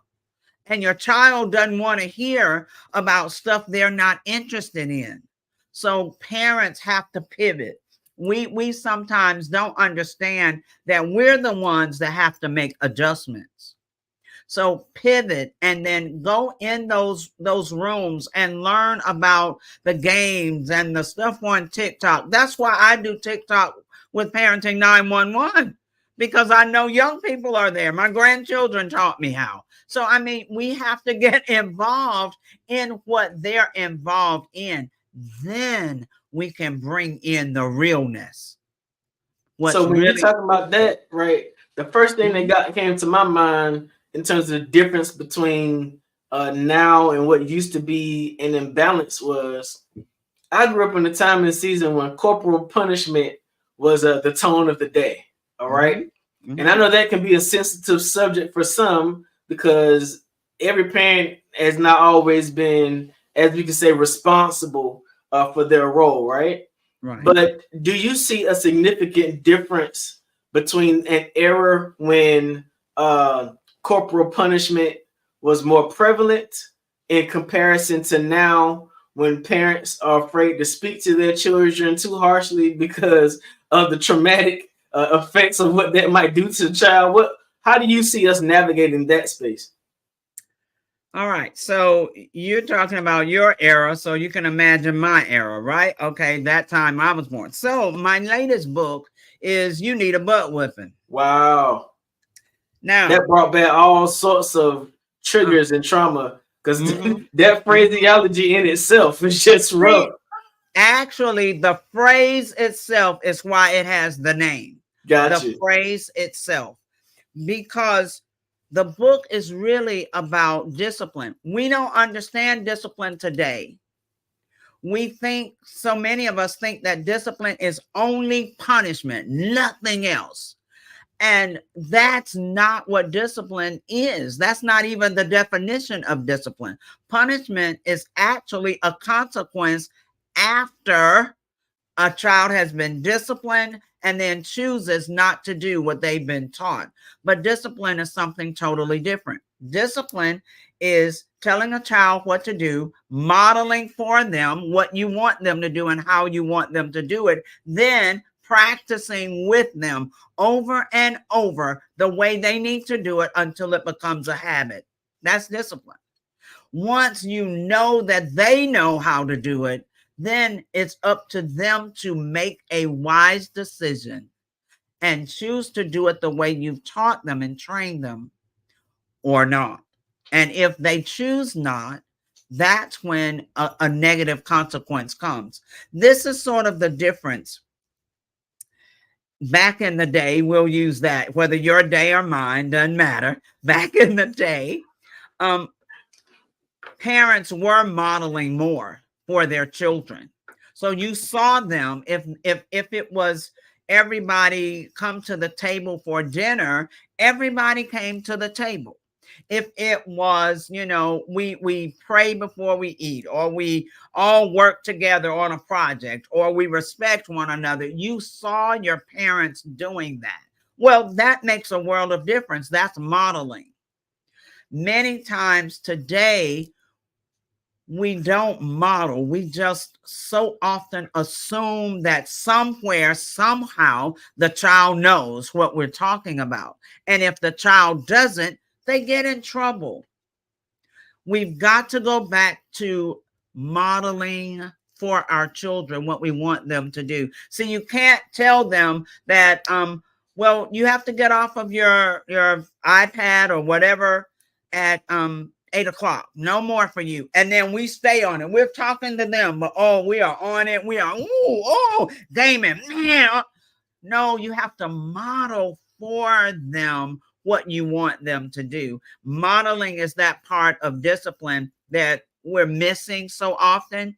And discipline takes time. And many people at this point in life don't like a process. They want it now, but not go through the time and the sacrifice it takes to get there.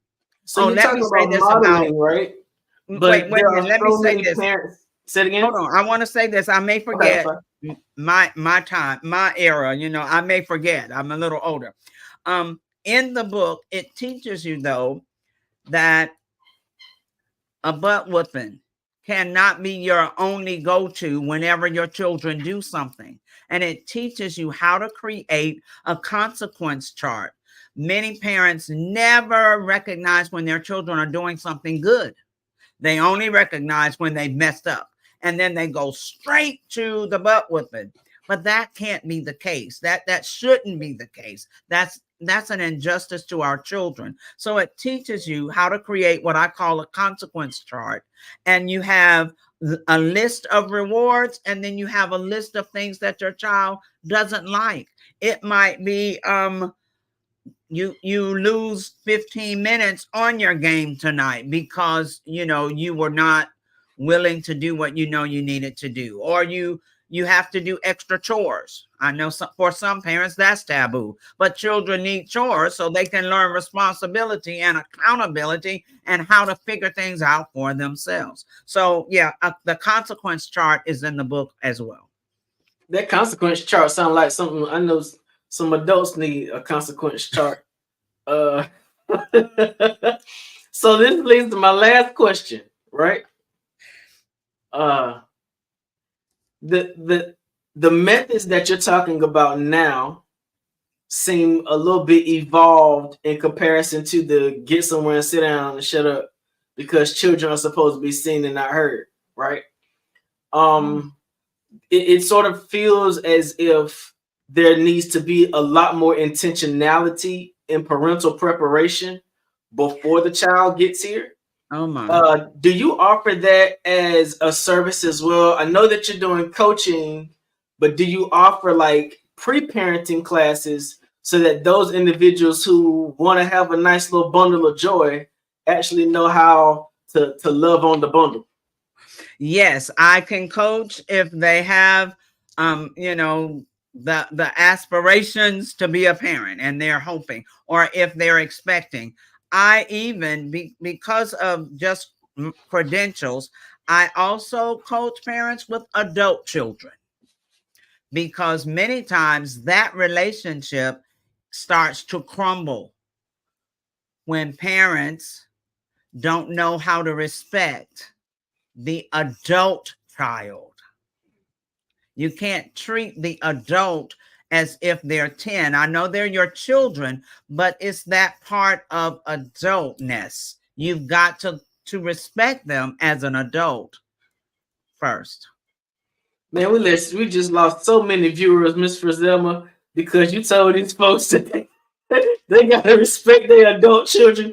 Ain't nobody trying to. We have to have a whole nother conversation about this adult parenting thing. Wait a minute. The parents left, but their children are still watching. Like, yes, oh my God, I'm glad somebody told my mama that she's got to respect me. Yes. Yeah, that little Johnny, don't go say, Mama, I told you, don't do it. Don't do it. Thank you so much, Ms. Frizelma. This has been absolutely amazing. Glad to get more information about you and what you do. Absolutely. Thank you so very much for the opportunity. I love what I do. And until we work on it, the fabric of our society will continue to unravel. Yes, ma'am. Genius is coming. We're going to see each other on the other side. Absolutely. The Black Business Expo's mission is to raise funds for high school seniors going to college or K-12 entrepreneurs. This expo is a fundraiser for students. You may go to www.blackbusinessexpousa.com to donate to the scholarship fund, or use the Cash App that's on the screen below, $BBXUSA. Our goal is to give laptops and up to $5,000 to 10 students. Students can register online at www.blackbusinessexpousa.com. Every dollar counts, so we want to remind you to donate to the scholarship fund. We want to thank our Black Business Expo USA sponsors for April 2024. NC 100, Moody Capital Partners, Suede Soul, 5-Star BDM Media, Lotus Richey Coaching and Training, Carolina, Virginia Minority Supplier Development Council, Step Management, Hello LLC, BHS and Associates, Margie McLean Foundation Incorporated, Genius is Common, Earth Essentials, Mullane Shawnee Global, Executive Women's Success Institute, The Quality Coaching Company, Superwoman Business Services, Creative Force Studios, Lee Entertainment, Artistic App Design, Black Business Expo USA. Before I close out, let me say, I love talking about parenting wherever I go. If you are a parent, if you are expecting to become a parent, if you are the parent of adult children, please go to www.parenting911.org and set up a discovery meeting with me. Let's talk about where you are and where you need to go. Genius is common, and I'll see you on the other side.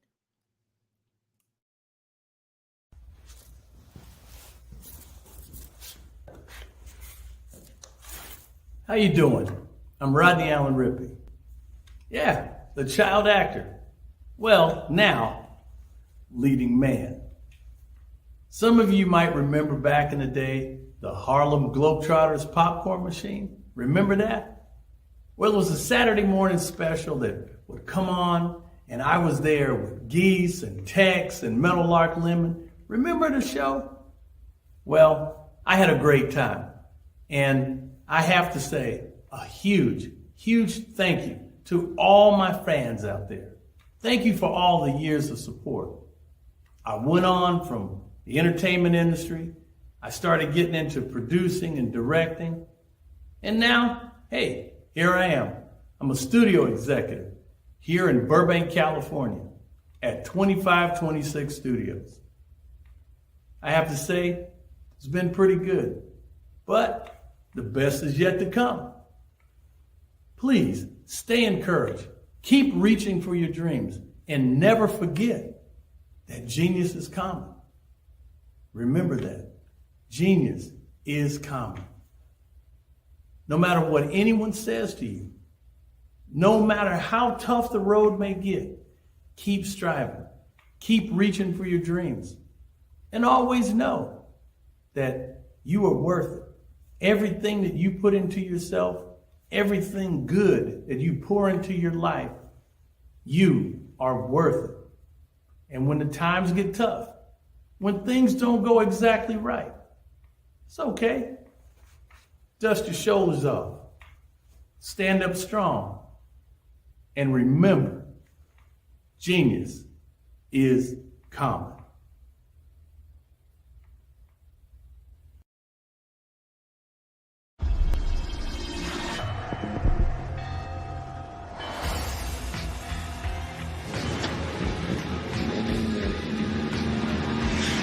La connexion. La connexion.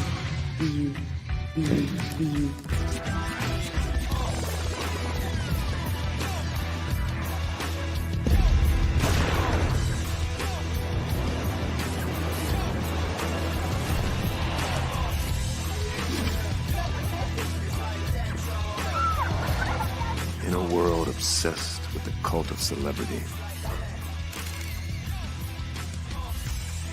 I challenge you not to aspire to anyone else's greatness, but instead strive to reveal and ignite the greatness within you. Are you serious? I totally think that that's it. Hey. No. Hey. To me, Sexy is a man that knows who he is and what he wants. He's comfortable. You look at him, you see him, he's just comfortable being himself. And you're like, baby, be you. Be you, baby. Just be you. I like it. Introducing the Be You collection, exclusively available at K&G Fashion Superstore.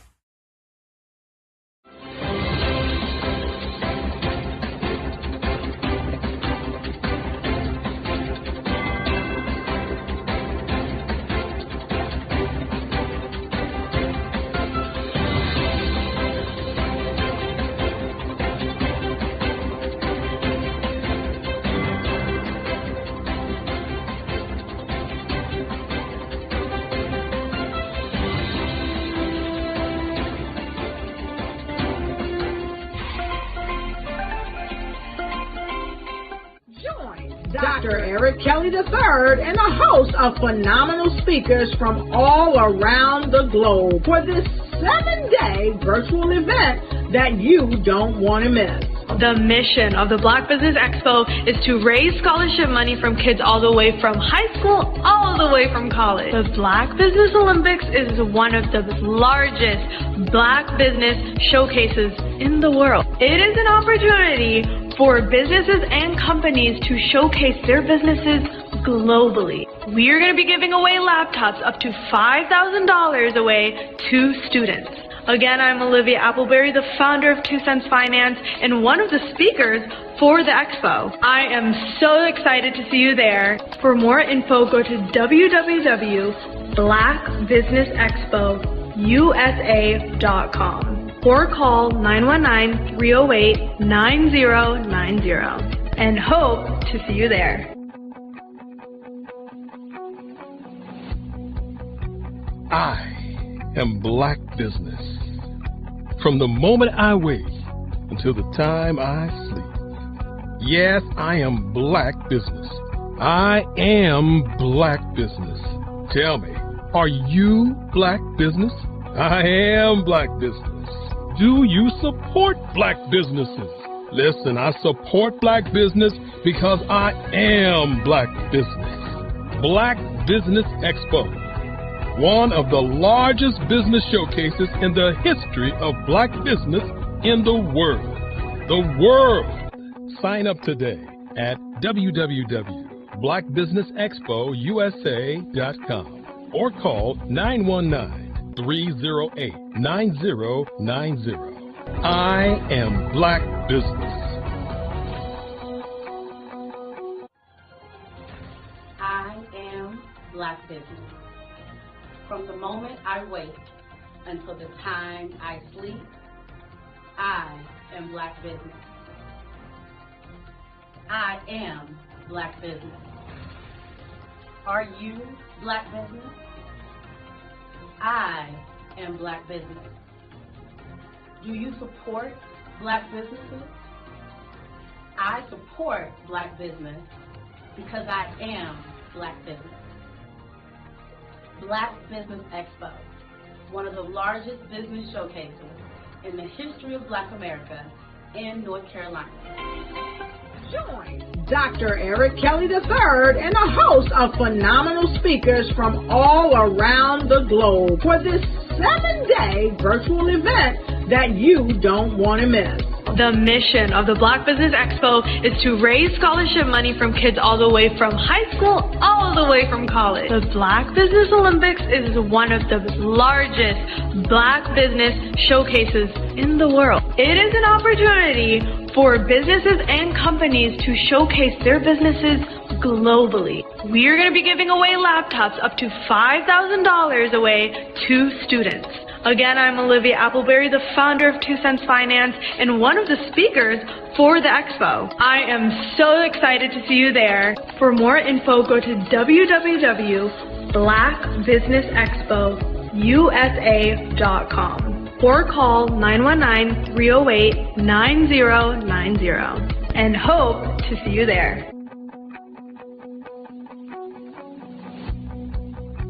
I am Black Business. From the moment I wake until the time I sleep. Yes, I am Black Business. I am Black Business. Tell me, are you Black Business? Black Business Expo, one of the largest business showcases in the history of Black business in the world.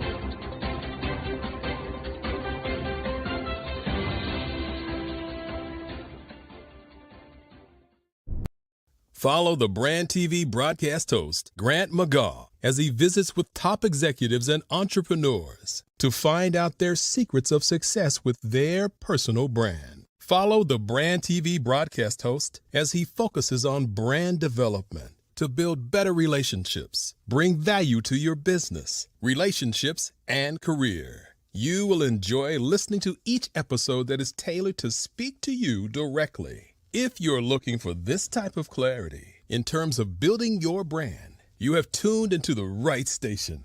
Each episode will help you to shape a conversation in the 5-star BDM network of 20,000 professionals and become a springboard for your corporate engagement and business opportunities. Each guest will frame their story in the areas of personal branding, business development, career development, financial empowerment, and technology innovation. Grant McGaugh explains why he is the CEO and owner of his own professional career. Grant is an accomplished business leader and entrepreneur who wants to give back to individuals to grow their personal brand strategy. Tune in as he weaves his story about new possibilities, while to you exceed expectations. If you love storytelling, this show will make for fun.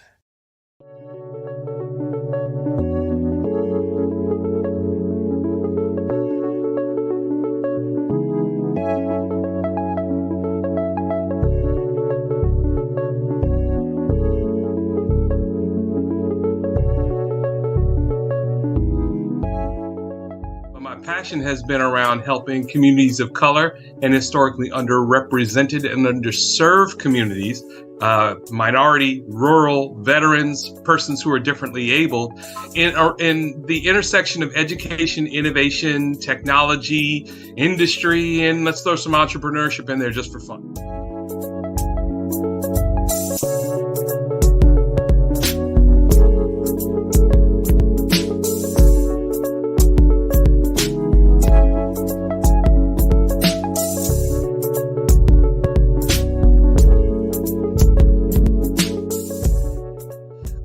More around innovation, incubators, accelerators. I love the idea of going from innovation to commercialization.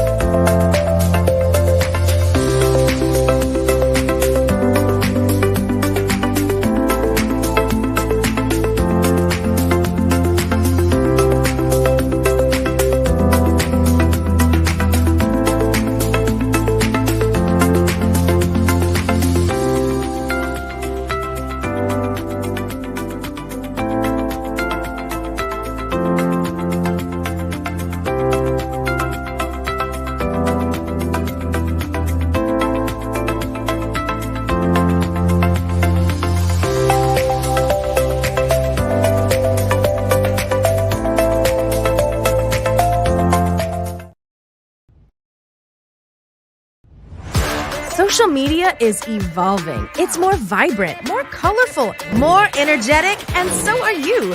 It's not just photos anymore. It's video, it's audio, it's subscriptions. And now, there's Fanbase, a new monetized social network.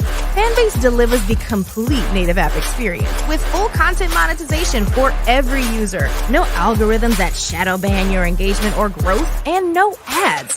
Follow anyone for free and subscribe directly to your favorite creators for $4.99 a month. Plus, show some love by tipping on any post. Also, make a Fanbase page and monetize your content the same way. Finally, connect with your followers by posting the amazing content you already create. And now, get paid for it. It's time to energize and monetize. Because everyone's a fan of something, and everyone has a fan base.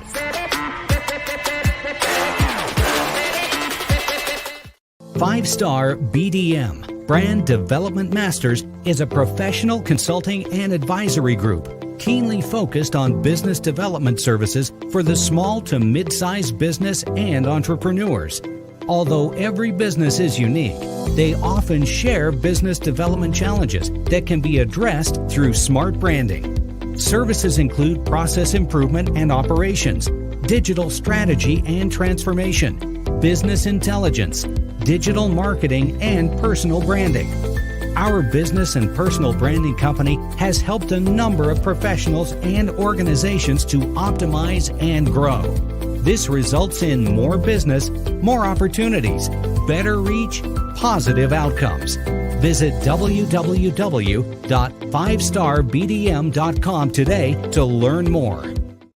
Sometimes you got to hear the news from the Black perspective, and more specifically, Black publishers. And that's exactly why you have to download the Hey Tie app, the largest mobile app delivering breaking news, videos, and podcasts from 200 of your favorite Black publishers. Yes, 200 Black publishers delivering news as it happens, literally all in one app. Go to hayti.com or download the app in the Google Play Store or Apple App Store. It's completely free, along with information that you can trust, so go check them out. Ladies and gentlemen, and fellow professionals, please allow me to introduce myself. I am David Jones, the co-founder and CEO of the Hello LLC, where I am passionately dedicated to guiding individuals and businesses toward their own return on time investment. Time is my only competition. With over 20 years of experience as a corporate C-level executive, I bring a wealth of knowledge and expertise to the Hello LLC. My career journey has been marked by a relentless pursuit of excellence in marketing, strategy, and business management leadership. I have had the privilege of working with renowned Fortune 500 companies such as Xerox, American Airlines, Hilton, and Geico. However, what truly drives me is the transformational work we do at the Hello LLC.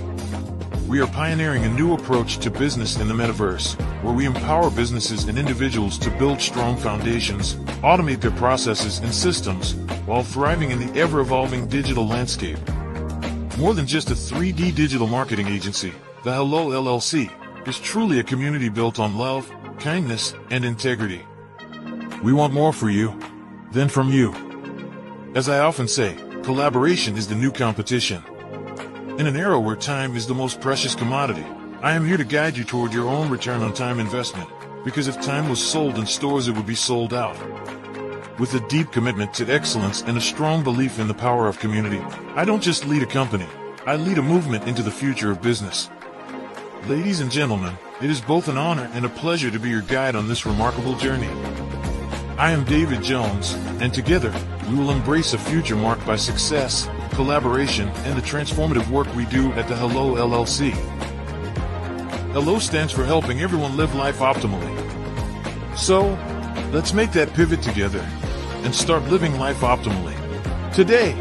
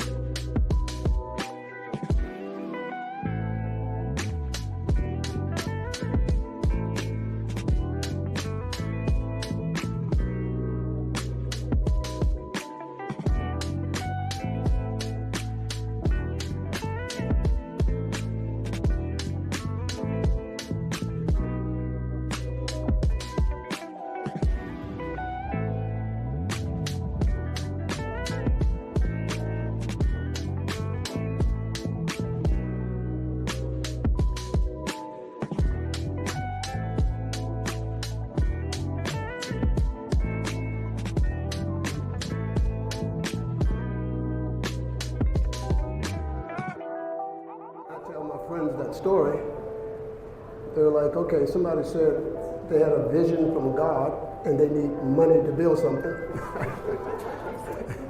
And I was like, well, if this guy tells me that the sun's not going to come up, I would not get out of bed. That's who he is to me. And you can see that my judgment is well placed, because in another 8 or 9 months, we're going to put his technology into an electric car. You know, people always say, well, why'd you build the car and the engine is not finished yet? I'm like, well, when the engine's finished, what are we going to put it in? You know? So we had to do the 2 parts. What we're doing right now is putting those 2 parts together. And, you know, in 8 or 9 months, you know, Derek Automotive is going to basically redefine the electric transportation sector. But tonight is about having fun. So we're going to have fun tonight. Tomorrow we're going to get back to work. All right?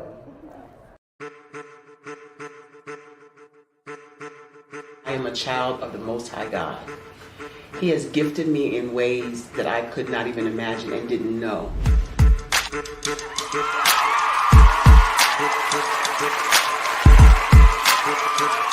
There was a time when I didn't know who I was. I listened to other people tell me who I should be, what I should do. I listened to people telling me that I should be a boutique owner, that I should be a construction manager, that I should be a laborer.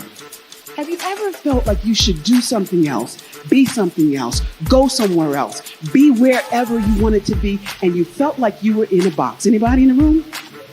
And you couldn't get out? Anybody in the room? And you kept trying to go and go and you couldn't get out? Anybody in the room?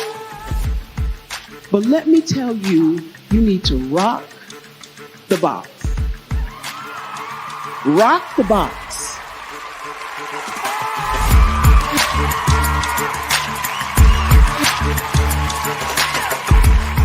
I am engaging, inspiring, and empowering.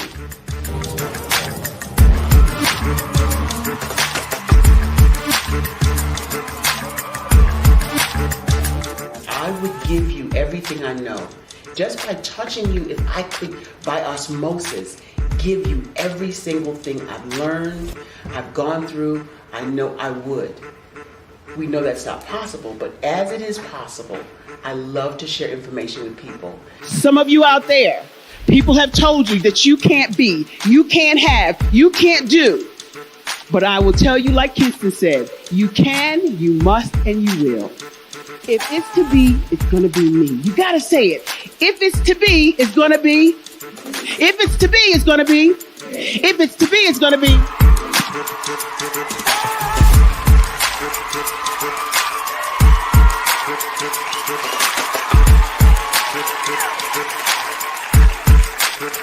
Barbara is because she believed what her mama said about her and not what other people told her. Every day you wake up, when you're in a situation, it's your choice whether it's an advantage or the disadvantage. She gained her confidence and her life, and now she is a testimony. If I can help you elevate yourself, then I feel like I'm elevating my own self as well. What you know and I know together can change the world.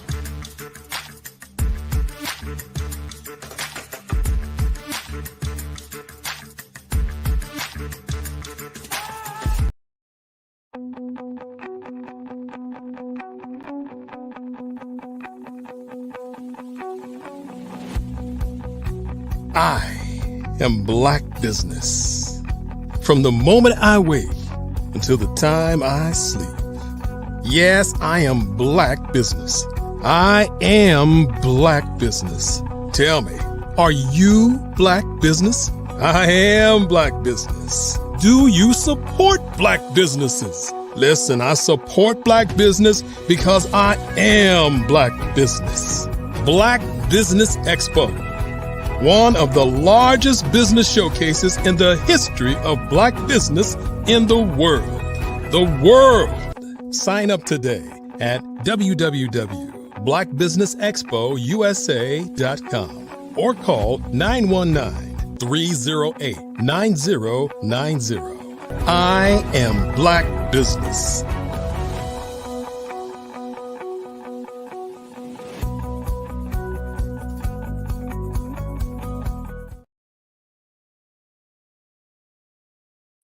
Good evening, business owners, entrepreneurs, thought leaders, and corporations.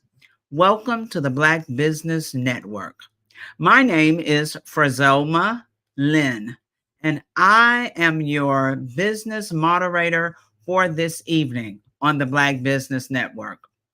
The Black Business Network is a 24-hour business network showcasing Black businesses, business owners, entrepreneurs, and thought leaders worldwide. We have speakers from North Carolina, London, Singapore, Africa, Japan, and cities all over the United States. The Black Business Network is a global community sharing its business knowledge to empower, inspire, and educate businesses about business. Our next speaker is Dr. Chad Lawson Cooper. Cooper is well known to theater audiences for his performances as William Gray in Church Mess and being the lead vocalist in the celebrated singing group Soul Tempo, who was featured in the blockbuster film The Preacher's Wife. As a filmmaker, Cooper has produced and co-produced several feature films along with wife Alicia Robinson Cooper, Hollywood great Harry Lennox, and super producer Man Robinson.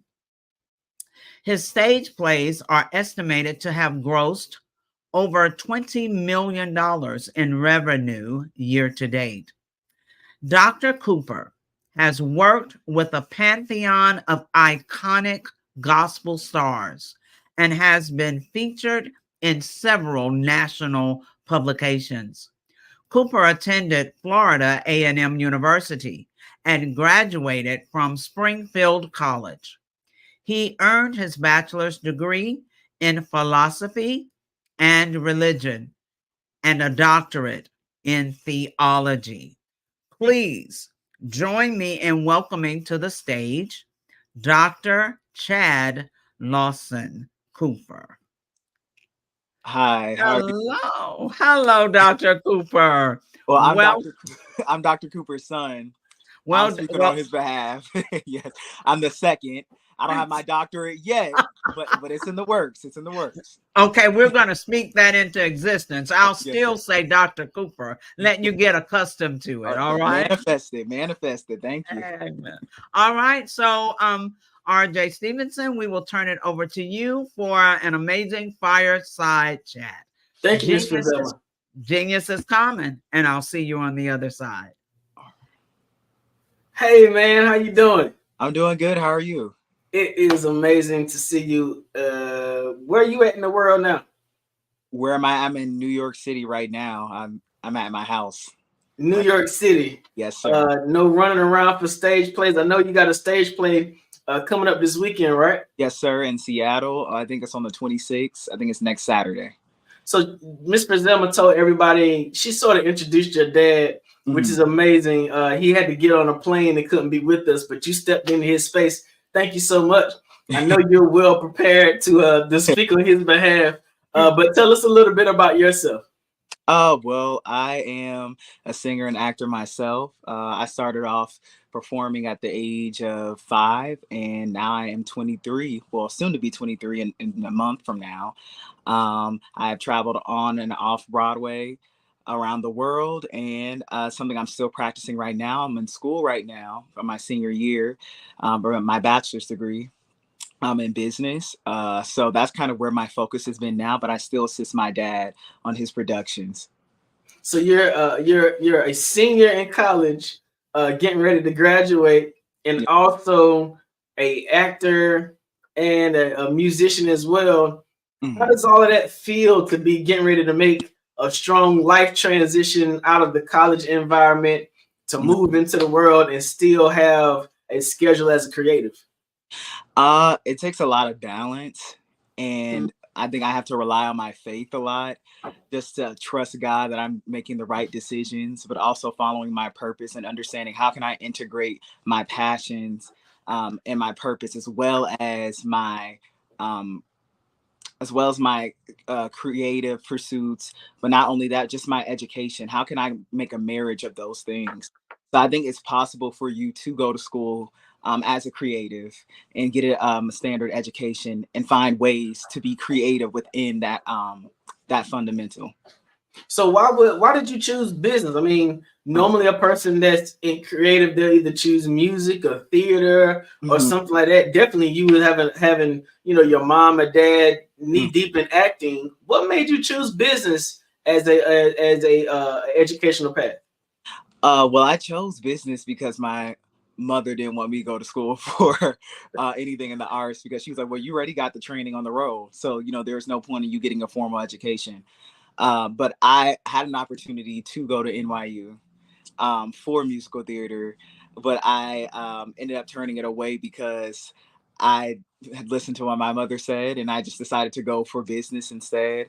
But I also wanted to know a different side of the world.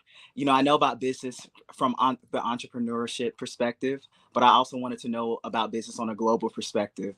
So that's why I guess, was interested in business over all the rest of the degrees. So the Black Business Network is going to be an ultimate platform for you, because this is all about global business from the diaspora. So what is it in business that you're seeking to do once you graduate? Have you thought about a career path yet? Well, I'm pretty similar to what my father does. Just creating an entertainment company, but then also possibly to go to law school and start an entertainment law firm. Those are some of the things that I'll be interested in. It would definitely have something to do with my passion. Got you. Well, I think you're well on your way and well prepared and experienced for those, even at a young age, because of all of the experience that you've gained during the plays. What roles have you been in? What kind of participation have you had in your experiences in stage? Well, I think the most integral role that I've had is playing Emmett Till in Justice on Trial. In the production that we're still running now, I played that role since I was 14 years old. So I think that that's kind of been the most, as far as acting goes, but singing wise, I've just sung around in different groups in New York City, with the Taj Walker group in Harlem, just different things like that, different projects, singing background. It's not really been more so anything on acting for me. It's really been more singing wise. I sing at Institutional International Church in Brooklyn, New York. So, those are really where my talents are really exposed. But in acting wise, it's really been with my father, and it's Emmett Till. Got you. Now, there may be some people who are not familiar with the Justice on Trial play, and you play Emmett Till in a movie as well, right? Yes, sir. Can you give a little, like a little synopsis of the background story of the movie so people can become more familiar? Okay, so the show and the movie Justice on Trial is about two civil rights attorneys suing the U.S. Justice Department for reparations for African Americans. So they bring back 3 time traveler witnesses, Harriet Tubman, Emmett Till, and Medgar Evers, to tell their stories to a courtroom. In order to encourage the jurors to vote in favor of African Americans receiving reparations. So there's a whole jury deliberation that goes on in this show, and it's a great show. It's very educational, inspirational, and impactful. Gotcha. And you do an amazing job. Oh, thank you. Playing Emmett Till in that production. Every time I do it, it's like you always bring something different to the stage. What's it been like to have the opportunity to play such an icon as Emmett Till, definitely in today with where we are in the landscape of social justice and Black history? I think to play a role like that, it can be very draining, and it has been very draining for me to play that role for several years, because I think you're putting yourself in a vulnerable place that I think as Black men, that we kind of try to ignore this place where we can feel emasculated, knowing that because we're Black, there's a burden on us, that there's a system that's set against us. So I think that's the role, the effect that it has on me. It can cause a lot of indignation playing a role like that. But then also it's just very sorrowful. So, it takes a lot out of me when I do play that role. And I really hope that when people do see this production, if they are interested in it, I hope that you do leave with a burden to fight for justice, because Emmett Till is not just inside of me. When I'm playing him, he's inside of me outside of the costume, and he's inside of you and every one of us as Black men. Gotcha. Now, as in regards to the business of entertainment, stage production can get interesting. Mm-hmm. Especially when, like this weekend, you all are in Seattle. Your dad has been in Seattle pushing tickets, marketing, making certain that the production goes the way it's supposed to. Mm-hmm. And so what are the things that you've seen in your experiences traveling with your dad that caused you to want to be a part of the business end of musical production?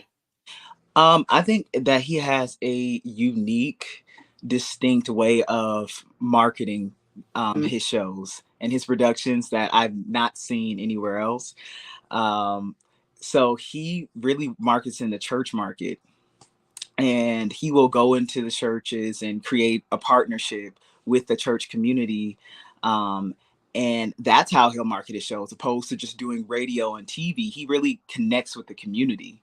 And so that kind of, he builds this personal relationship with them where they feel like they can trust whatever my dad is going to put out, that it's going to be great, because he's established some type of foundation. So I think for the business aspect of it, I'm always in awe when he goes into a church and markets on Sunday. I'm like, he'll go up there and he'll give his 30-second rundown of the show, and then he'll also sing, because he is multi-talented. So he'll sing, and then that also, just hooks them in. So I think because he's a master of all, I don't like to say jack of all trades, but I think because he's a master of all, his technique is very unique, and I don't think it's something that most businesses can duplicate. So now, as you've been studying in college, you should have heard about identifying your niche so that you can identify your prospective clientele. Mm-hmm. Why do you think going to Black church congregations, why do you think that's been successful for him as he's identified that as his marketing structure? I think that's been successful for him because that's what he understands, and he understands the psychology of what that demographic is attracted to. Like most people who are pioneers in business, you have to understand or you have to study the psychology of the demographic.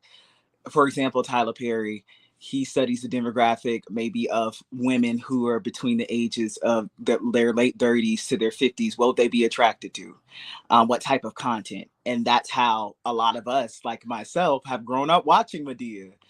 Because maybe my mother was in that demographic, and now, and now I'm watching Madea, and, that's how you really build. So I feel like he understands that because he was a pastor. He pastored for many years. So the church is really his home. And so he understands how to build this connection with that community. So that's his unique marketing tool that I appreciate. So the church has been his home. The church and stage has been your home. Mm-hmm. Why do you find yourself so comfortable in that space when there are so many other people around the world who are like flabbergasted by being in front of a camera? It sort of seems like that environment just brings another thing out of you to life. I feel like for me personally, being in the church and in the stage, my parents never pushed me to do it. It was something that I was just attracted to because I saw the way that they loved it. And I like the attention. I do like a lot of attention. So I was like, okay, well, I want to be in front. I want everybody to be, applauding for me and giving me the Michael Jackson treatment. I like it. And so I think that's what attracted me. But I also love to just story tell. And I think that's what an artist is somebody who enjoys to tell stories and to change the perspective of the world. How can we do that? And if you can do that through your art, not just through art, but through your business, then you really are making a change. And I think that every business should have that as their goal. I think that's when you will keep a relationship with your clientele, when they see that you really have the mission to change their perspective, but also for the better.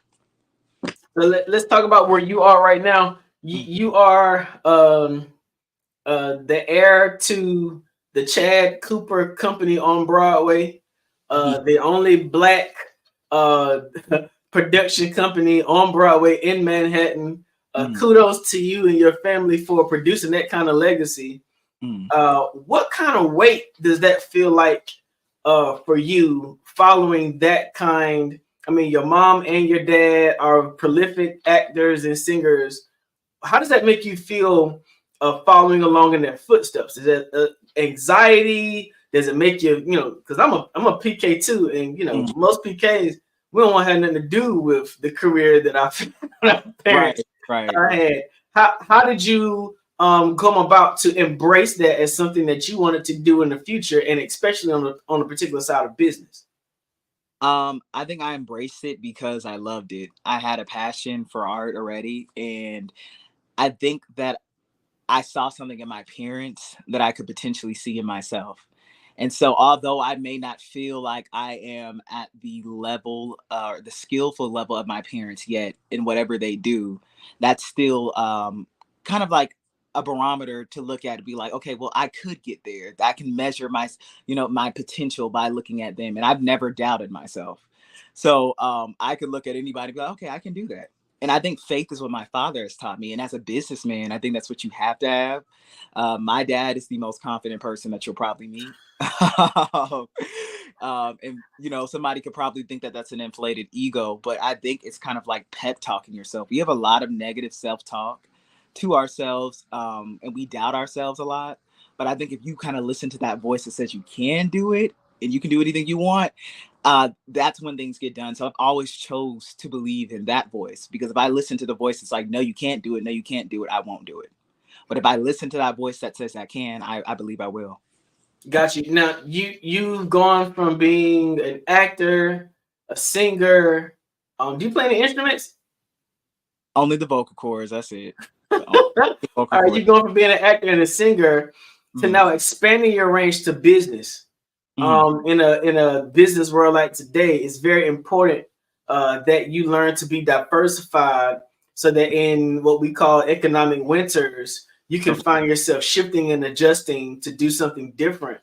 What does it mean to you to be that kind of diverse? Some people will only choose to be focused on singing. Some people will only choose to focus on acting, but you're focused on singing, acting, and then the business of entertainment. What is it about diversification that draws you to take that path? I think I'm attracted to diversification because it creates opportunities for everyone. And it also creates more opportunities for yourself. I don't like being put in a box. I always say, you can't put me in a box. I live in a mansion. I have multiple rooms. There's multiple things multiple places I can be at once.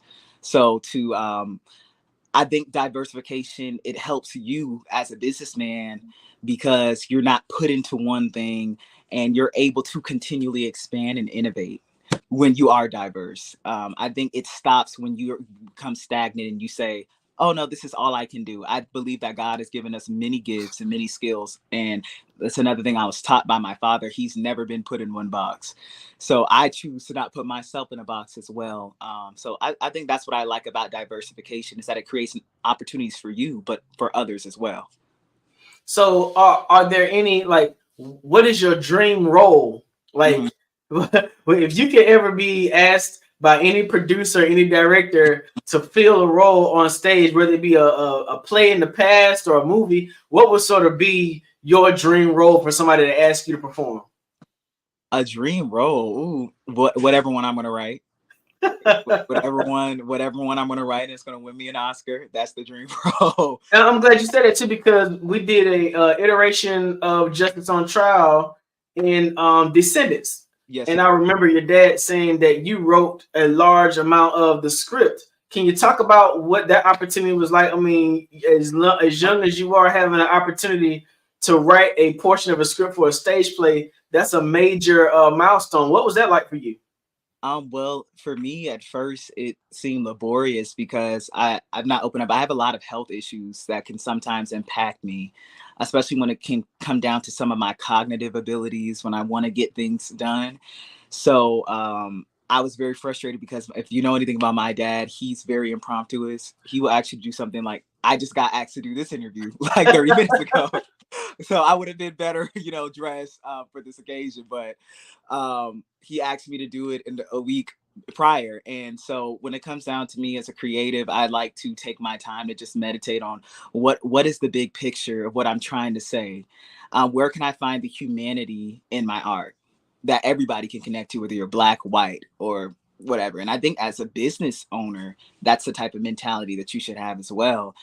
Because that's how it can be attractive to everybody. Where's the humanity in my business?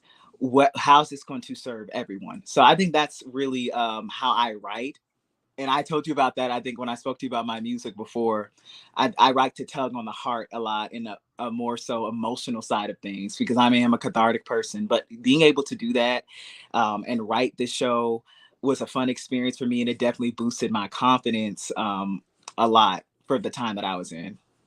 So you're getting ready to graduate from school. Congratulations on that. Thank you. Thank you. What's the next step?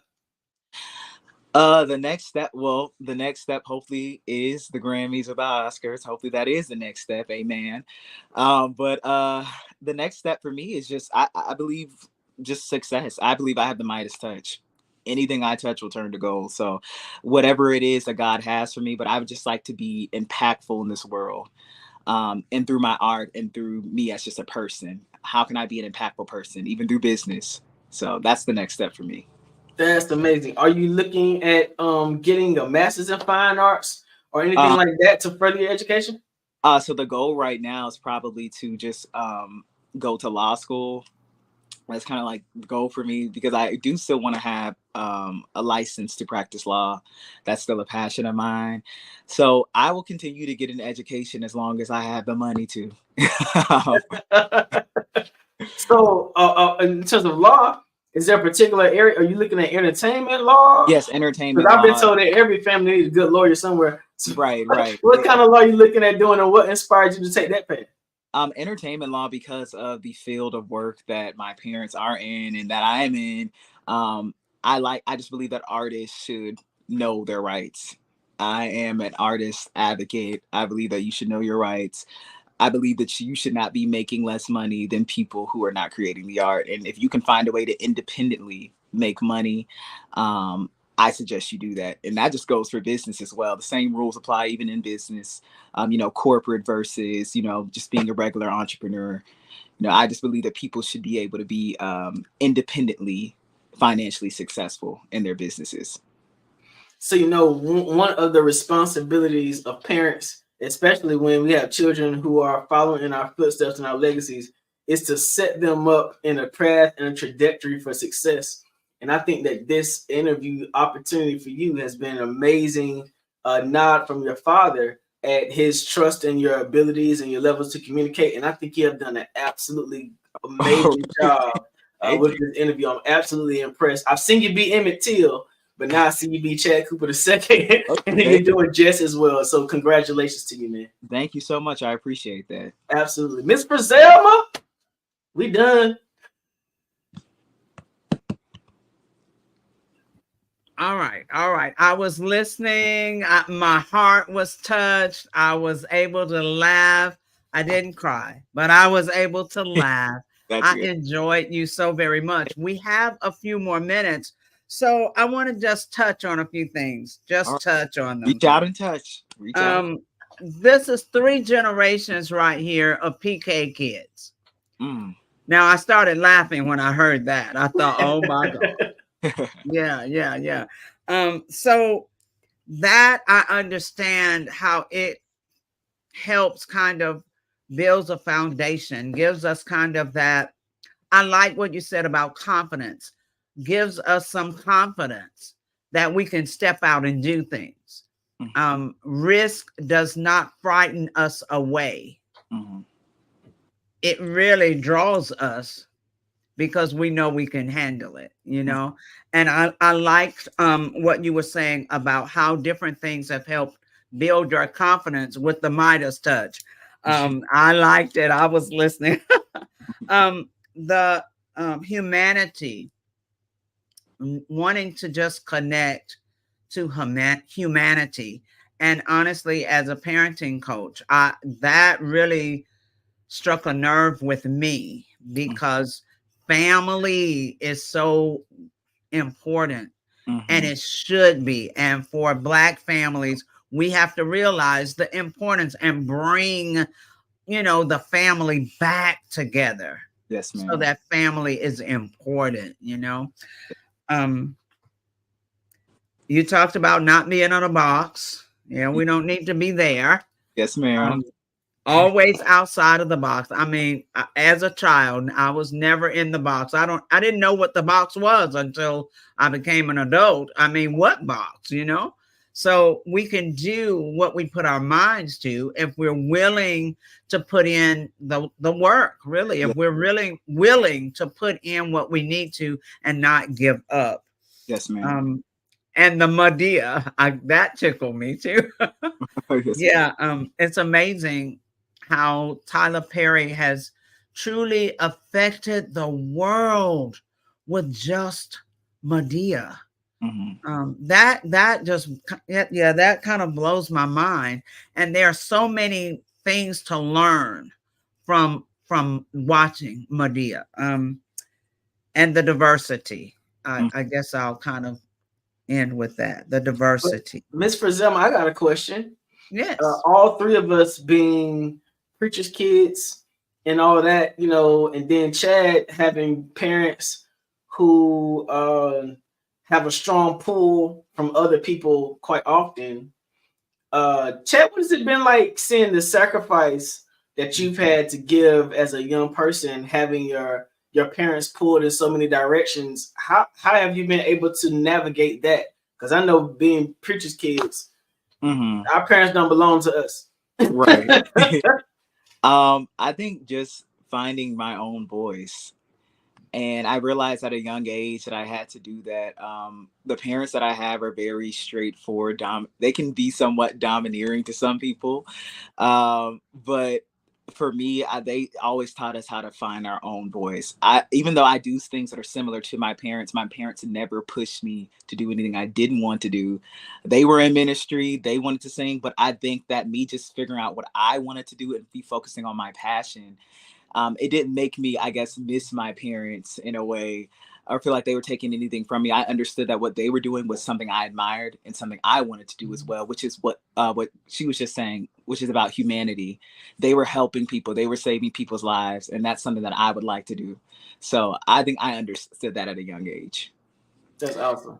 That was a great question, because so many times parents don't show, we talked about modeling for your children earlier, they don't show humanitarianism. They don't teach their children how to care for another human being. I mean, just walking past someone and helping them if they need your assistance. So it's amazing that you have a heart for, you know, other humans. That's amazing, because it's missing so much in our world today. Thank you. Speaking of that heart for humans, that's the whole reason why we do the Black Business Olympics, you know, Absolutely. to provide those laptops for young people all over the country. So I'm glad that we're all able to even, you know, having legacies of people who helped others to continue those legacies ourselves. Absolutely. And how would you like for people to contact you, or you know, just get in touch with you, or whether it's jobs or whatever the case may be, that Grammy coming up or whatever it might be? How would they contact you? You ought to speak it. You can get in contact with me at the official Chad Cooper II on Instagram, or you can go to my father's page. I believe he's the official Chad Lawson Cooper on Instagram, or you can go to greatfaithentertainment.com if you would like to see any of the productions that we have that are actively going on now. And you're gonna give a plug for the Seattle show, right? Yeah, the Seattle show is on April 26th, I believe. It's next Saturday. It's going to be at 6:30, and we still have some tickets left. So if you like to come out, and bring your umbrella because we're in Seattle. Just make sure you bring your umbrella. You'll be all right. But thank you all so much for bringing me on this platform. Even though it was last minute, I really appreciate speaking with you all about this. I would love to come back, and I'd love to tune in to see more guests speak. Absolutely. All right. You've been an excellent guest. So thank you so very much for talking from your heart, and so many young people your age listening in and hearing that. So you've inspired people all over the world just this evening. All right. Thank you so much. Yes, sir. Mr. RJ, thank you. You were a great fireside chat host. And one more to go. All right. Genius is common, and I'll see you on the other side. Awesome. Thank you. The Black Business Expo's mission is to raise funds for high school seniors going to college or K through 12 entrepreneurs. This expo is a fundraiser for students. You may go to www.blackbusinessexpousa.com to donate to the scholarship fund, or use the Cash App that's on the screen below, $BBXUSA. Our goal is to give laptops and up to $5,000 to 10 students. Students can register online at www.blackbusinessexpousa.com. Every dollar counts. So we want to remind you to donate to the scholarship fund. We want to thank our amazing Black Business Expo USA sponsors for April 2024. NC 100, Moody Capital Partners, Suede Soul, BDM Media, Lotus Richey Coaching and Training, Carolina, Virginia Minority Supplier Development Council, Step Management, Hello LLC, VHS and Associates, Margie McLean Foundation Incorporated, Genius is Common, Earth Essentials, Shawnee Global, Executive Women's Success Institute, The Quality Coaching Company, Superwoman Business Services, Creative Force Studios, Lee Entertainment, Artistic App Design, Black Business Expo USA. Genius is common. I'll see you on the other side. The Black Business Expo's mission is to raise funds for high school seniors going to college or K through 12 entrepreneurs. This expo is a fundraiser for students. Please, you may go to www.blackbusinessexpousa.com to donate to the scholarship fund, or use the Cash App at $BBXUSA. Our goal is to give laptops and up to $5,000 to 10 students. Students can register online at www.blackbusinessexpousa.com. Every dollar counts. Please donate to the Black Business Expo USA Scholarship Fund.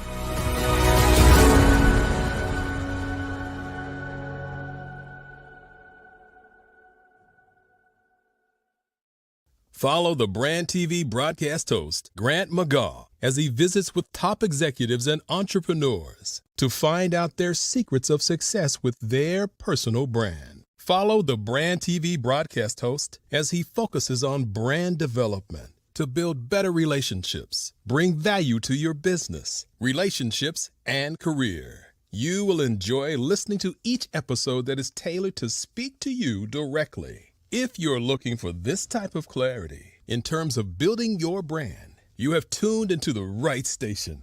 Each episode will help you to shape a conversation, in the 5-star BDM network of 20,000 professionals and become a springboard for your corporate engagement and business opportunities. Each guest will frame their story in the areas of personal branding, business development, career development, financial empowerment, and technology innovation. Grant McGaugh explains why he is the CEO and owner of his own professional career. Grant is an accomplished business leader and entrepreneur who wants to give back to individuals to grow their personal brand strategy.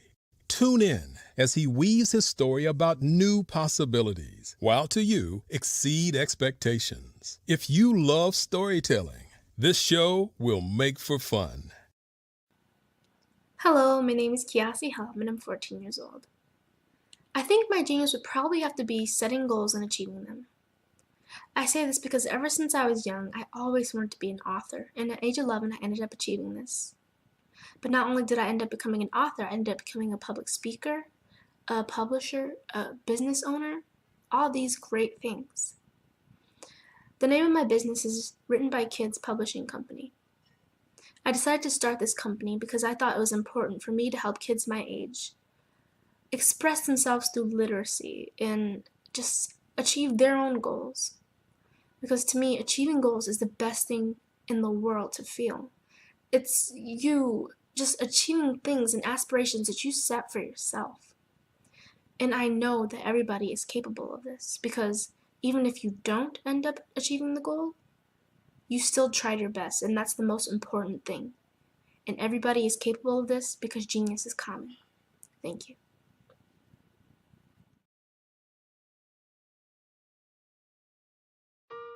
Hello, this is Israel, and I am CEO of Daydreams Interactive and author of Princess Planet. So, genius is common, and as a kid, I loved to daydream. Even as an adult, I love to daydream. And when my daughter became 6 and loved princess characters, but we just could not find the diversity that showed her, we created our own characters. So, for instance, you have Princess Nulu right here. Princess Nulu is from Uganda, and her genius is that she loves to take care of animals. She can actually even listen and hear what they say. And then we have Princess Isabella right here. Princess Isabella, she's from Cuba, and her genius is biochemistry. One day she hopes to eliminate disease. Then we have Princess Nia right here, and Princess Nia is based off of my daughter, and she wants to be the greatest dancer alive. So that's her genius. So what's your genius? My genius is my imagination. Genius is common.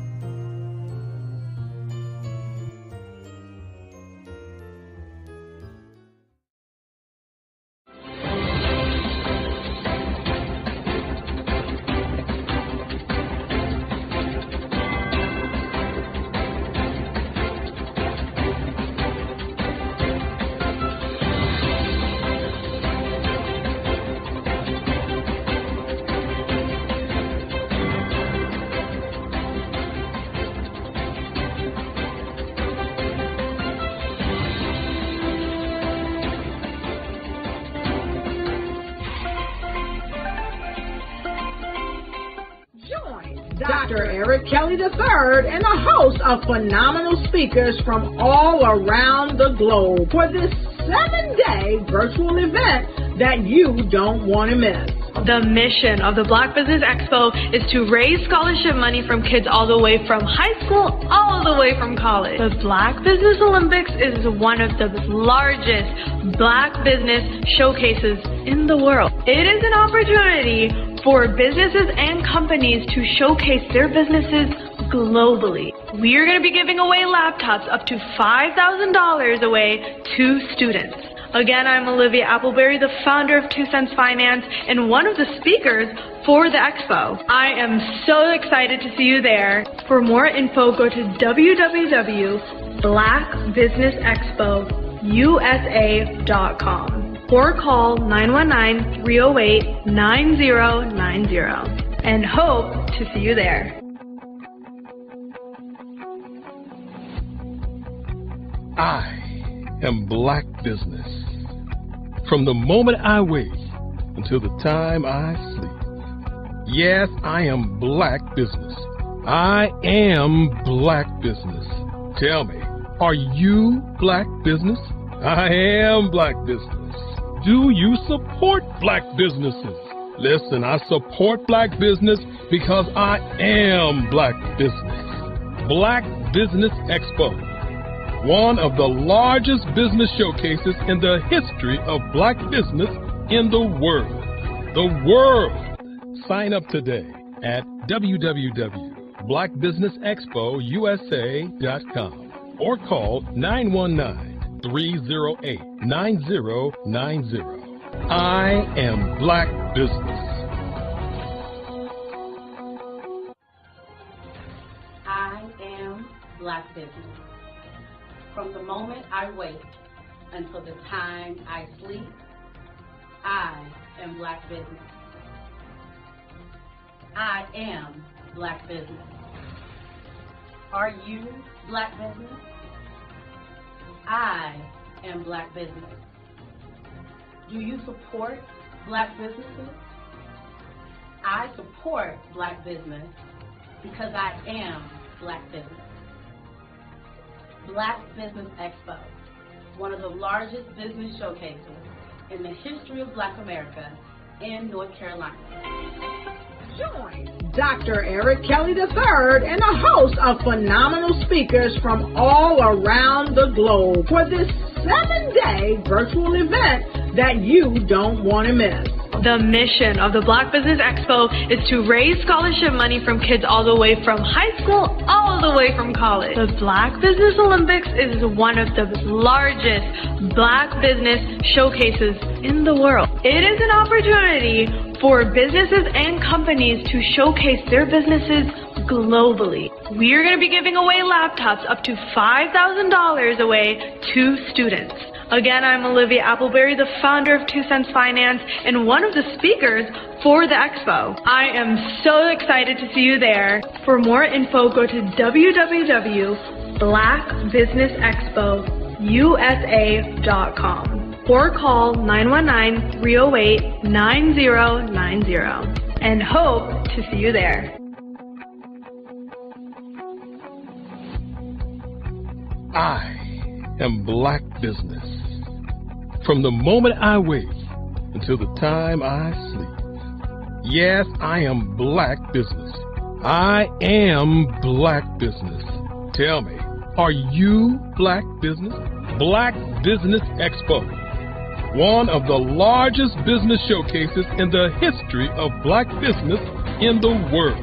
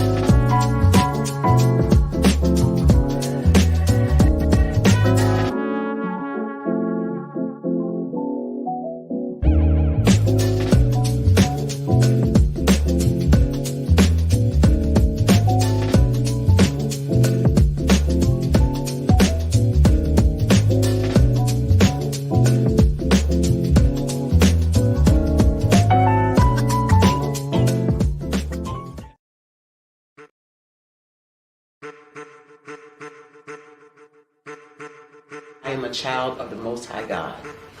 He has gifted me in ways that I could not even imagine and didn't know.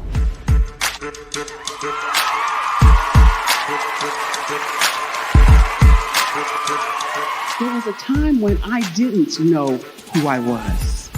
I listened to other people tell me who I should be, what I should do. I listened to people telling me that I should be a boutique owner, that I should be a construction manager, that I should be a laborer.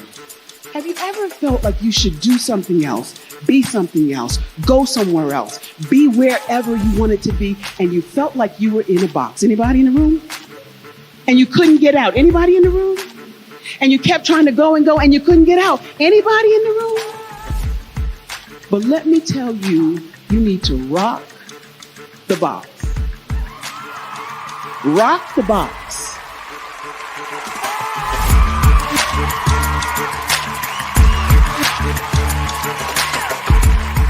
I am engaging, inspiring, and empowering.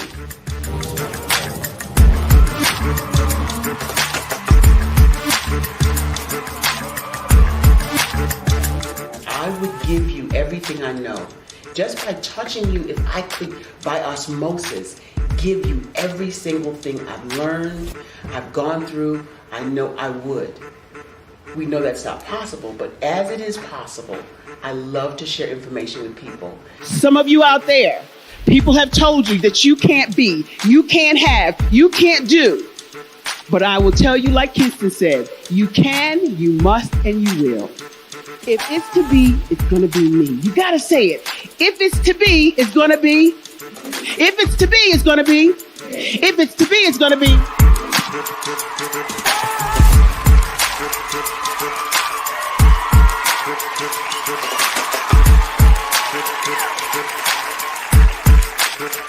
Barbara is because she believed what her mama said about her and not what other people told her. Every day you wake up, when you're in a situation, it's your choice whether it's an advantage or the disadvantage. She gained her confidence and her life, and now she is a testimony. If I can help you elevate yourself, then I feel like I'm elevating my own self as well. What you know and I know together can change the world.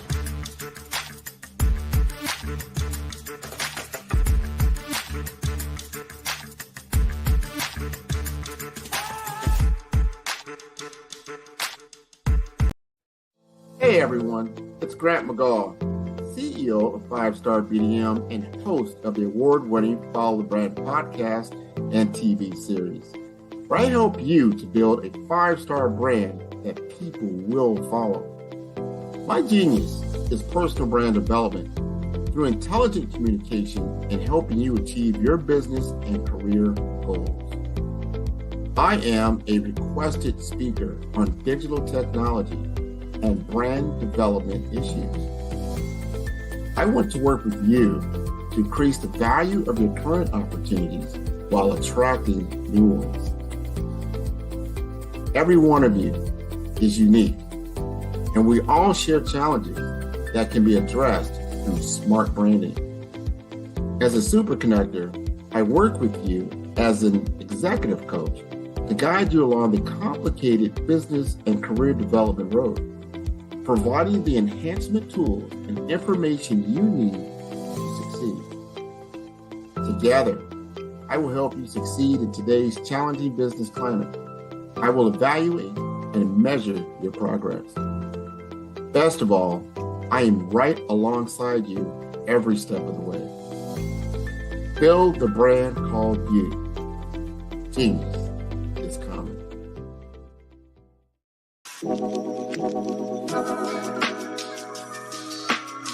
The African company and the African CEO is making a conscious decision to bring on someone external to the continent versus bringing on someone who is from Ghana or Kenya or South Africa. And so the skill sets of the people that we take through our executive leadership training program and ultimately on the placement, obviously have to be extremely high caliber. So what we look for are corporate executives at the vice president to C-suite level, as well as Black entrepreneurs. When we look at the Black corporate executives, we're looking for some very specific skill sets, whether that be around supply chain, sales and marketing, engineering, product development. We want our folks to be able to add immediate value to the corporate board, right? And the other thing is, even if they don't necessarily have specific industry experience, they're bringing a diversity of thought.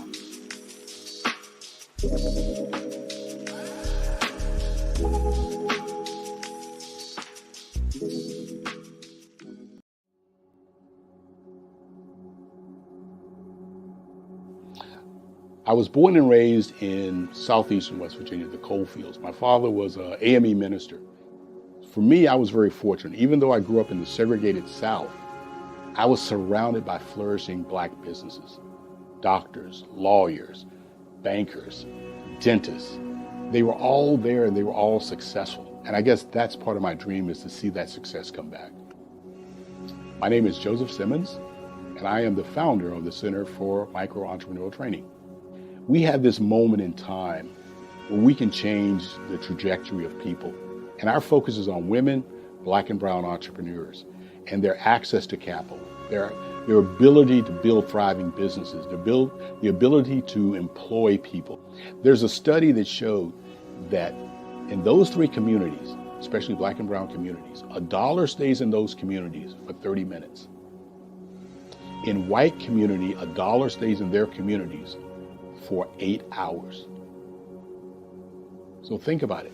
For you in a Black or brown community to get gas, to get food, to go to a restaurant, you've got to leave your community, take those dollars out of that community and take it to another community that's already being well served. So if we can reverse that, if we can go from 30 minutes to an hour to 2 hours, that's progress. That's what we need to do. I was with SCORE. And then in May of 2020, of course, the events happened in regards to the murder of George Floyd. The other thing that I was experiencing was the denials of federal funds for small businesses. And it revolved around one thing. These businesses were not being prepared for grants and for government programs. And I came up with the idea for the Center for Micro-Entrepreneurial based off those two things. Morgan Stanley had a report out in 2020, first quarter, and it talked about there were three groups that were massively devastated by COVID-19 on their business. That was 1, women, 2, Black, and 3, brown entrepreneurs. The research showed that they had less cash on hand, they had less opportunity to go into a bank and get money, and they were very dependent on family and friends to keep their business up and running. If we can focus on those three groups, then we can have a dramatic impact on our communities. Really, the focus is on 3 areas. And those 3 areas are 1, the people, 2, the courses, and 3, a support network. Here at CMAT, we will provide you with the fundamentals for generational success. And you will be creating a vibrant community by attending our 5-day immersive training course.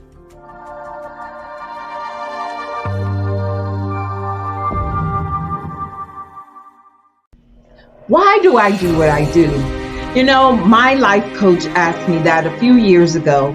And she said, Tony, what's your why? And I told her, and she said, girl, you've already accomplished that. Perhaps you need a new why. Hi, Tony Harris, Amy Hoydu with Say It Said Marketing, one of your students. And just wanted to say thank you, Tony Harris, for spending so much time with me and giving me that boost in my business that I so drastically needed.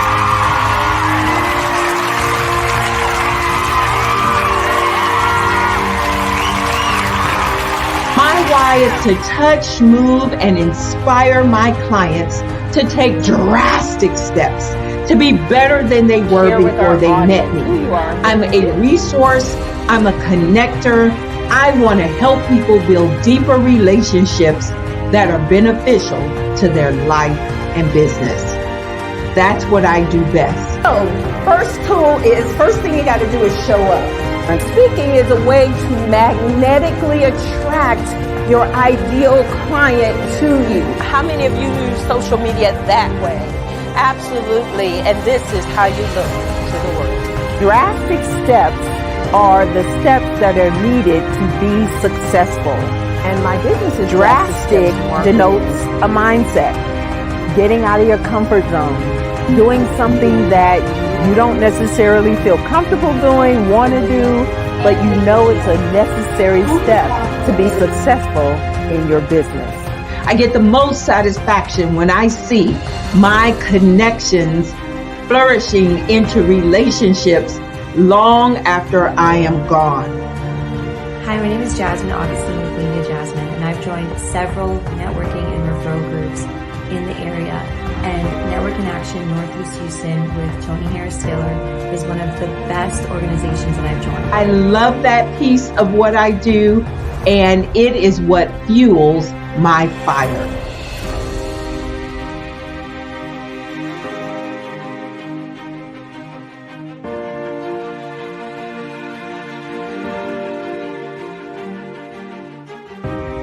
My name is Tony Harris Taylor, saying take a drastic step today for a fantastic tomorrow.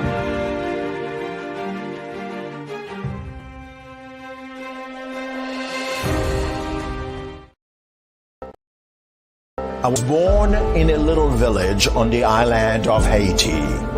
Many deadly diseases pounded me. It is as if they were on a mission to end my existence on this earth. I refused to give up. In 1983, I left Haiti and came to the United States of America. And I came with $5, 2 shirts. I didn't speak any English. I came to Atlanta. I got a job. I was a doorman. I was a doorman with a dream.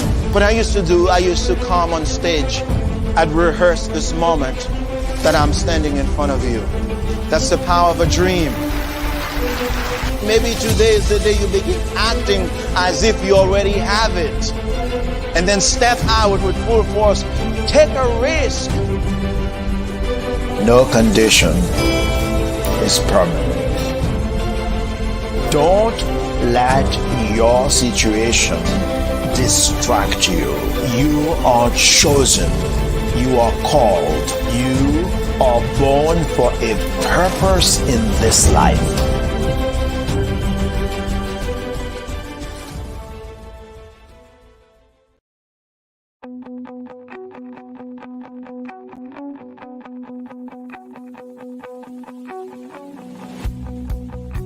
I am Black Business. From the moment I wake until the time I sleep. Yes, I am Black Business. I am Black Business. Tell me, are you Black Business? I am Black Business. Do you support Black businesses? Listen, I support Black business because I am Black Business. Black Business Expo, one of the largest business showcases in the history of Black business in the world. The world! Sign up today at www.blackbusinessexpousa.com or call 919-308-9090. I am Black Business.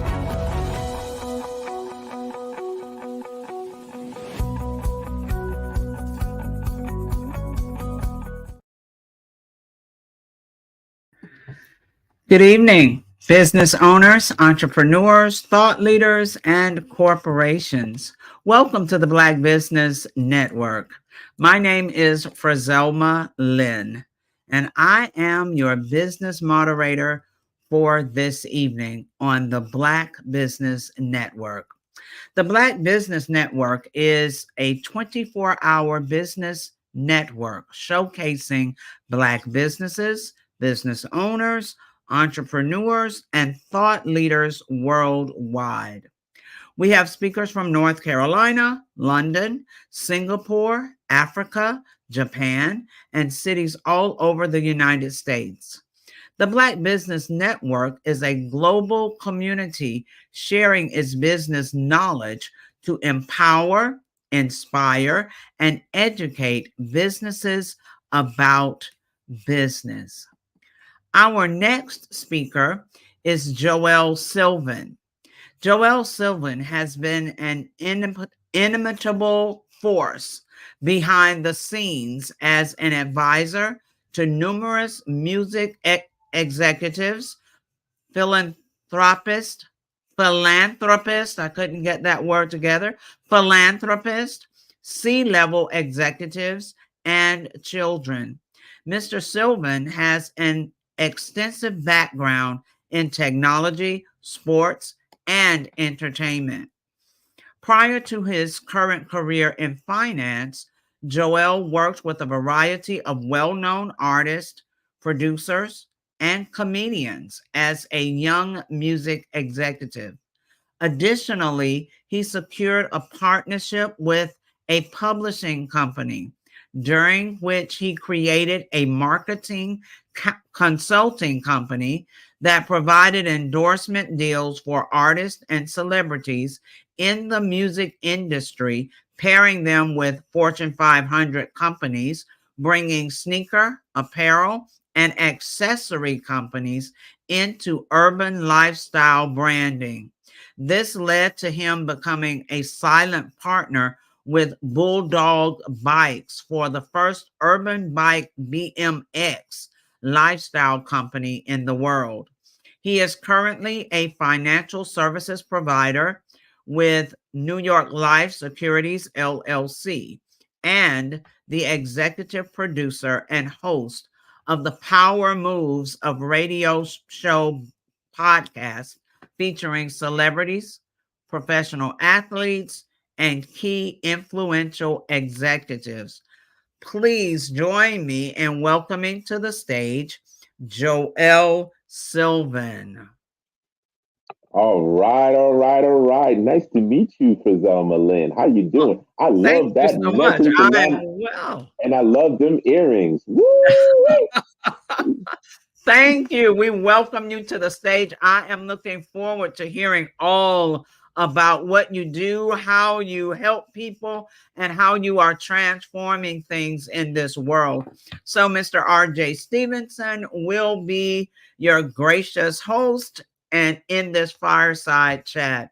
Gentlemen, genius is coming, and I'll see you on the other side. All right. So, I love them glasses too. Love them frames. How you doing, Mr. Stevenson? How you doing, baby? What up, brother? Hey, man, just chilling, man. I'm so happy today. Today, my friends, Tribe Called Quest has made it into the Rock and Roll Hall of Fame. Salute to Mary J. Blige. Salute to Dionne, the beautiful Dionne Warwick. Who else made it to the Hall of Fame? I just can't remember the others, but Cher, I believe. But most important for me, the Tribe Called Quest, because of my relationship with their former manager, who rest in peace, Mr. Chris Lighty, baby Chris Lighty. He was the man that when we needed to go on tour, the group that was on my label, we was able to go on a college tour with the Fugees and Tribe. But anyway, this is your show. Man, it's your show. I've been up here all day. We'll talk about you. Listen, man. First of all, we met doing a radio show, the podcast Power Moves, and it has always been. I'm highly connected to music and entertainment, so it's always been intriguing to me to see how you move, like your movements in the music industry and entertainment were real different. Like not being an artist yourself, not being a producer, but being on the side of business deals, being on the side of endorsements, pulling business and music into the same room. You've had some amazing experiences. Now, don't name drop too hard because I don't want no problems. But tell the people a little bit about some of the stuff that you've done and your experiences in the industry? Well, let me put it this way. First and foremost, I want to thank God for putting me in connection with my mentors, Bo and Charles Huggins. And so I started off working with Freddie Jackson, Najee, at the age of like 21, working on these folks' albums and really bringing at the time a breath of fresh air in terms of, I know what's happening in the streets. Funny story was my mentor, Bo Huggins, when we got the music from Mary J. Blige before everybody else heard it, and I was like, "Oh my God, this is crazy! This is bananas!" And he was like, "It's garbage. It's on a 16 track. It's not mixed well." And I'm like, "No, this is what we like. This is what the kids like." Going to 125th Street. Born in Brooklyn, even though I was a Brooklyn guy, I always traveled.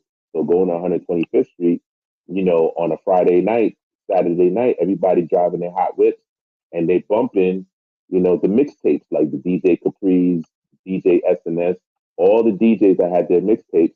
People are bumping the cars, and what you heard was folks that could sing on top of raw hip hop tracks. They would take Stephanie Mills songs and have them on hip hop tracks. And so that was coming next, and that's what Puffy took advantage of. At the time, he was Puffy. He was like, "Listen, this is what we got to do," and that's how he made the Mary J. Blige album. It's really a version of the mixtape. And so when we heard it, I was like, "This is mind blown." And the person that worked on that album was a publisher. He's with MCA Publisher. He's also my mentor, James Jackson, and he worked on that album. He worked on that album because he got the songwriters. God rest the dead. Kenny Green from Intro was one of the major songwriters. Prince Marky D and Corey Rooney had some tracks on that album. They were part of his publishing company, so he was very instrumental on that project. But at the same time, he was working with us, with Freddie Jackson, because Bo and Charles Huggins had a publishing company over at MCA. So while you're working, and this is a tip that I like to share with anybody, the most important thing that you can do in your life is make the most out of your time. Invest your time wisely. So even though you might be working, think of your work as school. So when I was at Hush, it was like me going to school and learning music business 101. And so one of the things that I learned was the importance of owning your publishing catalog, because your publishing catalog is the money that keeps coming every single month. It's the residual. Just like life insurance or any type of insurance product, when you sell it, you get residuals. Okay. So with that being said, I learned the art of how to make the deal, how to do contracts from that experience, and understanding that at the time, which is a reality now, this is another tip. Your business team starts with your accountant and your attorney. The attorney usually not only protects you, but also the orchestrator of business deals. Why? Because that attorney also represents other business owners. And so if they know that you have a particular need, or they know that they represent certain people, they will connect the dots. So you're in the midst of lawyers, you're in the midst of producers, you're in the midst of writers, you're in the midst of artists, but what were you doing? So when I first started, I was what's called the production assistant, production coordinator. So we would sit in the meetings and we would talk about, all right, Freddie got a new budget, it's been released. We need to work on these artists. Who are the producers? Who are the hot producers? Joel, I need for you to check Billboard magazine. Look at the top 10 or top 20, and then look at the publishing credits of who are the producers. And that's what I did. And so I would reach out to all these the producers, artists, let them know, hey, I need for you to be on this album. We're working on this new project, and have meetings with them, sit down with them, and then hear their tracks. Because just because they might be a high producer doesn't mean that their music is gonna mesh with the artist. And so I would coordinate that. I would coordinate the studio time. I would coordinate when the music was done and everything was mixed. I would coordinate when we had to go for the mixes. I would coordinate when we had to go to mastering to get the album completed, to turn it into the record company. So I was the do boy. I did it all. I was the guy that had to go get the Chivas Regal at the end of the night. We had the liquor store around the corner, and they were like, "Hey, I need that fifth of Chivas." So it would be about 6, 7 o'clock. Bang! I got to go get the Chivas. Might pick up some Chinese food, and then come back, and then we're still working because we might have to go to the studio a little bit later. We might have dinner with another executive, or a lot of times they used to come to us. So the beautiful thing about Hush Productions, who I worked for when I started, was that they owned the building on Central Park West. They were the only Black people to own the building on Central Park West, which is one of the richest real estates out there. And a lot of the people that used to work with them or just record executives would come in after 6 and they have Chivas with us, and we would drink it up, talk smack, and learn what the intricacies and the politics of what's happening in the industry. So that's basically what I did when I first started out. So you've gone from that level, which is pretty much entry level into the music industry, really entertainment, because normally you don't even get in the room, like you don't even get access to do nothing. You pretty much sit around, watch, listen as much as you possibly can, do all the little stuff that sort of creates their level of confidence in you, their level of trust in you, and then they sort of feed you a little bit more till you get to the next opportunity, right? So how did you go from there to you've done shoe deals and all this kind of stuff? How did you how were you moving from the music industry and coordinating those opportunities into a diversified portfolio of work? Great question. So here's another tip. There's enough money for everybody. And my philosophy is, and I've always been like this, is when I'm getting put on, I'm looking to bring as many of my people who are talented. They got to be worthy. I'm not just going to put somebody on just because of the fact that they, my friends. I have to look after them a different way. But what happened was,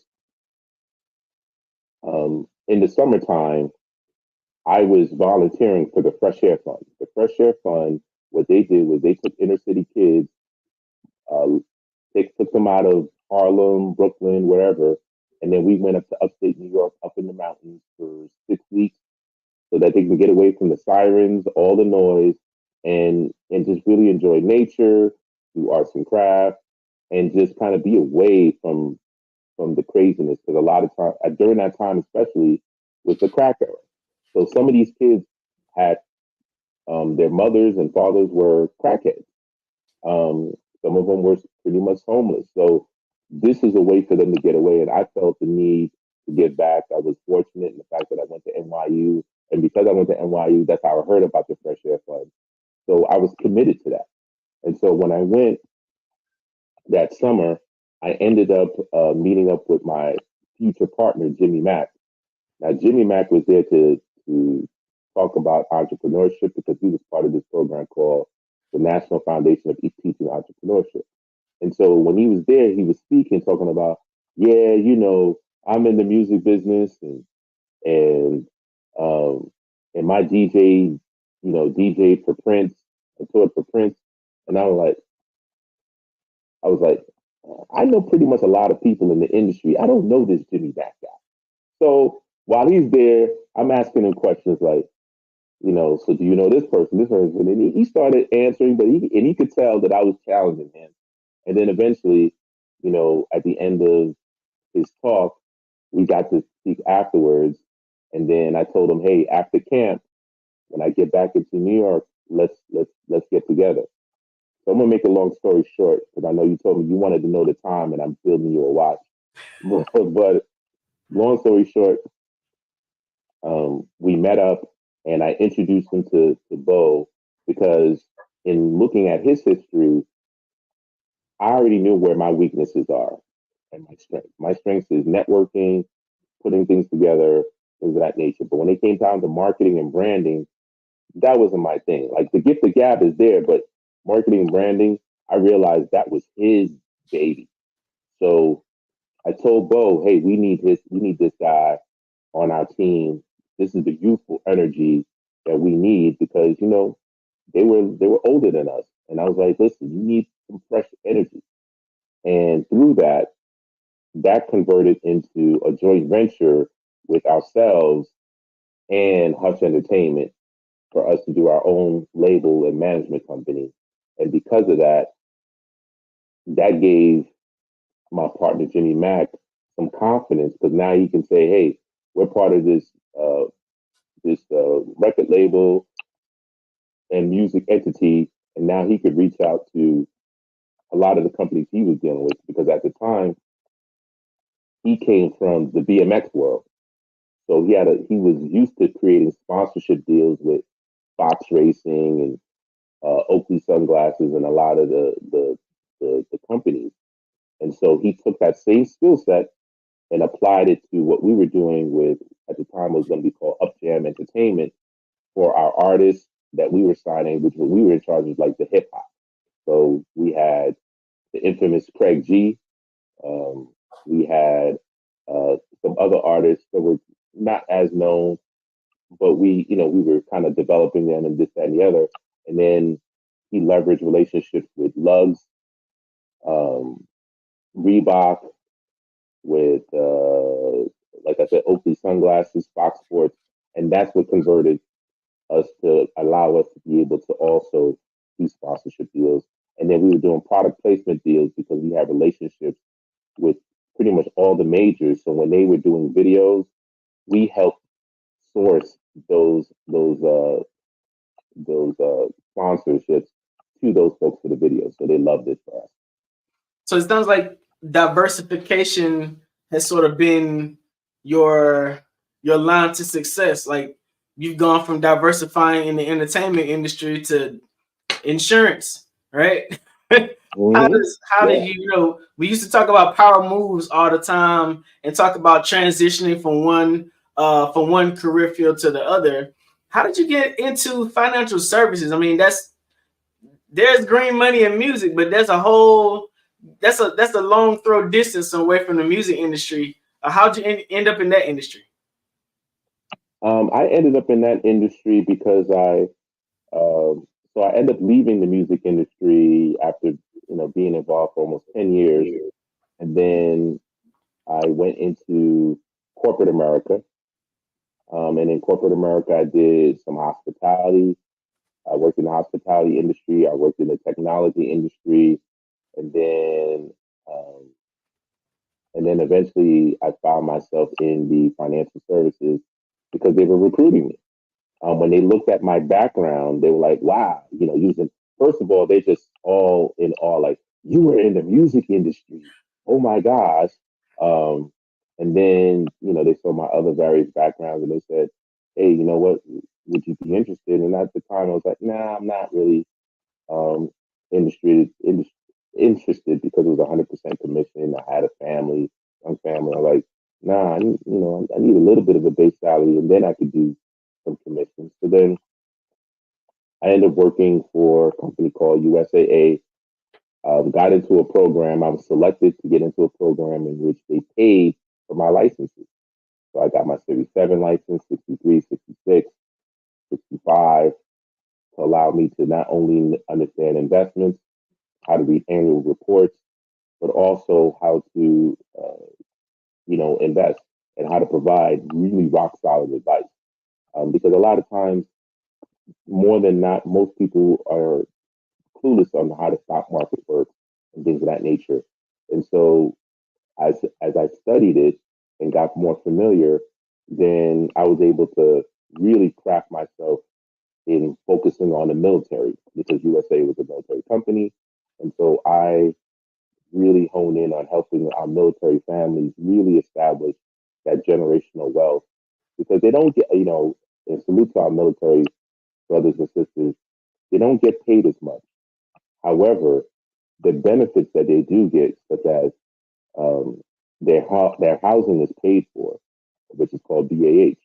Their the fact that they get money for allowance when they move. They get all these different allowances, and the most important thing is they don't have to put much money down when they buy a house. And so a lot of times I would tell them, hey, listen, you're getting paid. Why don't you just buy a house? Because the money that they're giving you is tax-free money. And that tax-free money, you could be using that to building not only an investment portfolio, but also a real estate portfolio. Because what people don't realize is, just like you said earlier, diversification. The real estate portfolio allows you to reduce your taxable liability. And if you want more information on that, make sure you get with a good accountant, you get a good CPA person, or you can contact me directly, and I can help you build that team. But to make a long story short, again, that's how I transitioned into financial services, and then where I'm now an independent financial advisor and a consultant. So, in your experience in business in total, like if you had three things that you felt like were the paramount three things for a business person to be successful, because you've been in music, that's a very high risk industry. You've been in financial services, that can be a very high risk industry. Working off of commissions or even getting involved in different financial structures, and also there's a good amount of risk equated into that. Ain't too much of it guaranteed, right? If there were three things that a business owner needed to equip themselves with to be successful for the long game, right? What would you say those three things would be? The first one is relationships. I wouldn't be where I'm at today being able to navigate and surf through this business world, because you're going to have ups and downs, and that's the waves of life and the waves of business. It's through relationships, number one. Number two, the second most important thing is you have to be flexible. And number three, always learning. You must always look to learn. Even right now, personally speaking, I'm back in school at Arizona State University getting my master's in legal studies, just to complement, as I'm providing advice, not just only for financial advice, but just, to support, small business owners when it comes down to doing agreements. Instead of calling it a contract, it's an agreement. And like I said earlier, the most fundamental aspect of being in business is the relationship with your customer, the relationship with your vendor, the relationship with other business owners, because you just never know where the next deal may come from. It may come from one of the three: your customer as a referral, your vendor potentially as a referral, or even other business owners, maybe even competitors. Don't be afraid to talk to your competitors, because what they look for as an ideal customer or client might be and what they may not like might be perfect for you. So you have to have that flexibility. So like you haven't had like a major experience in music industry and then the financial investment and securities industry. What suggestion would you give to prospective youth now who are interested in music? Because the music industry is completely different now than it was in the past. You don't see a lot of artists that have the same, what we used to call longevity in the industry. You don't see the same conventional record deals that you used to see in the past, where a company will assign you to 2 or 3 or 5 albums. You know what I'm saying? Like, it's almost like let me see if you can get a good single. What do you suggest? I'm happy you said that. So the first thing I tell a person that's looking to be in the music industry is study your history. So this has happened before. When you think about the Al Bells, when Ray Charles, and a lot of those artists, when they were coming up, they did not come up with albums first. They focused on singles. If you watch even the Aretha Franklin story, they was pushing singles, and when they pushed singles, they were going on tour. It's called the Chitlin Circuit, right? And so right now is the best time to be in the music business because number one, if you notice, they're selling vinyl again. They're selling digital turntables with Bluetooth speakers. So you can now have a physical product on in addition to the streaming, so that you can combine both of those to actually make money. So if I was an artist, I would go to the churches. The churches are nonprofits that have resources and they have access to grants. I would go to them and say, hey, listen, you know what? You may not like my music. However, I can bring some money to the congregation and the congregation is going to love me because, you know what? I'm bringing attention and, you know, I'm still a Christian, whatever the case may be. I may not be the best Christian, but it is what it is. It's really a business deal.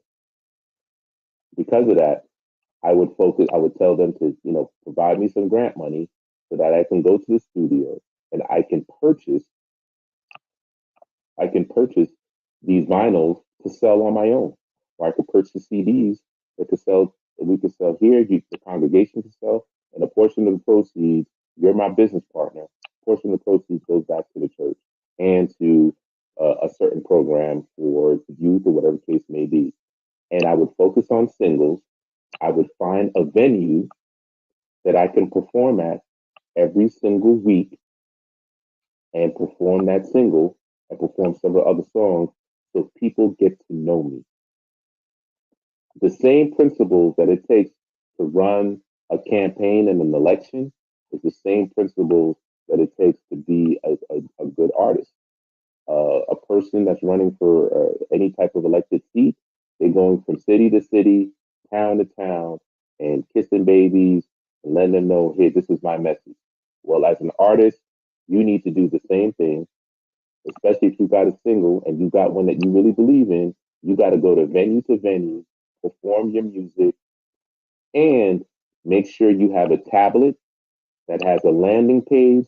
And so you have one of your friends get people's names and phone numbers all day, every day, because it's a digital game now. So now when I'm ready to launch a new single, I have hundreds, thousands of names and CDs and phone numbers. Hey, listen, I'm in your town. I'm going to perform. I have this record. Check it out. You have exclusive rights to it, and you don't have to sell it for $10 anymore. You could sell it for $100. That's what Nipsey Hussle did. Have you gotten involved with any NFTs and those sorts of things yet in terms of the music industry? I personally have not yet. However, I know people like right now, that is the way. As a matter of fact, they're combining NFTs and blockchain together. So blockchain is designed to give you that, not only the privacy, but also now it's hard for people to just copy your stuff, right? And with AI, you know, you can mass produce a whole bunch of things. You can get really creative. So that's the beauty right now with the whole technology is that, you know, you can really command what you want. And again, going back to what I was saying before, because if you put your music on an NFT with a blockchain bubble wrap, I call it, around it, then that's going to allow you to actually, you know, say, hey, listen, this single is not just for $10, it's for $100 or whatever value that you want to place on it on the cryptocurrency level. Either way. Wow, man, you have had such a wealth of experience and knowledge in both financial industries and the music industry. Like, what is your end game? You going to school again? That's phenomenal. Like, what are you trying to do in the end? So what I'm doing is I'm looking to build a media company, and so my business partner, Sol Wallace and Bart Phillips. Sol Wallace has worked with a lot of independent artists um, in the music industry, and really taken them much further. Before the whole independent artist was cool, she was doing it way before. And then Bart Phillips, my other business partner, he is, because I'm the owner of the company, so he is the curator of the BET Awards. Uh, he's done the Soul Train Awards, Source Awards. He's done commercials, working with the Black ad agency, the Burrell Communications Agency. He's also done videos, worked on documentaries. Right now, we're working on a documentary for uh, Don Cornelius and Soul Train. So really excited about that. And we have another documentary that we're working on as well, coming soon. Can't really say too much, but it's a global artist. And we're also discussing social change and social justice change. We also have some podcasts that already been recorded, um, that we're looking to resurrect and do similar to what you were saying, almost like that 3.0, where we're going to combine the metaverse with, um, leveraging AI and creating visual backgrounds while telling the story. So, you know, these are all, and so the reason why I'm going back to school is I'm getting my master's in legal studies. So it's not me becoming an attorney. It's like a up level from being a paralegal, right? But my concentration is going to be on intellectual property, because that is the present. It's all about intellectual property is the digital real estate. Okay. And the second thing I'm doing is sports management as a concentration with this master's of legal studies. So I'll be able to negotiate contracts, or review contracts for folks, create agreements, um, also do sports analytics. So the purpose with this master's of legal studies is to create a chief like administrative office for small, medium-sized businesses within that need those services, and that could be outsourced through me and my company. And then so we're helping them create intellectual properties. We're helping them with the HR. We're helping them with, if they're in the music, it's music. If they're a plumbing company that wants to buy other plumbing companies, we can help them mergers and acquisitions. So that's the other reason why I'm doing the master's in legal studies. So that'll be done at the end of 2025. Wow, man, you have a way of transforming and morphing for whatever's ahead in the time, man. I thank you so much for the time you spent. I think this has been a wealth of knowledge you shared. Let them know people how they can let them know how they can get in contact with you. Absolutely. So you can get in contact with me at you can email me at jjsylva, the number 1 at gmail.com, because we're still under construction with Sunseeker Media Group. It's going to be the name of the holding media company, Sunseeker Media Group. So we're working on our website there.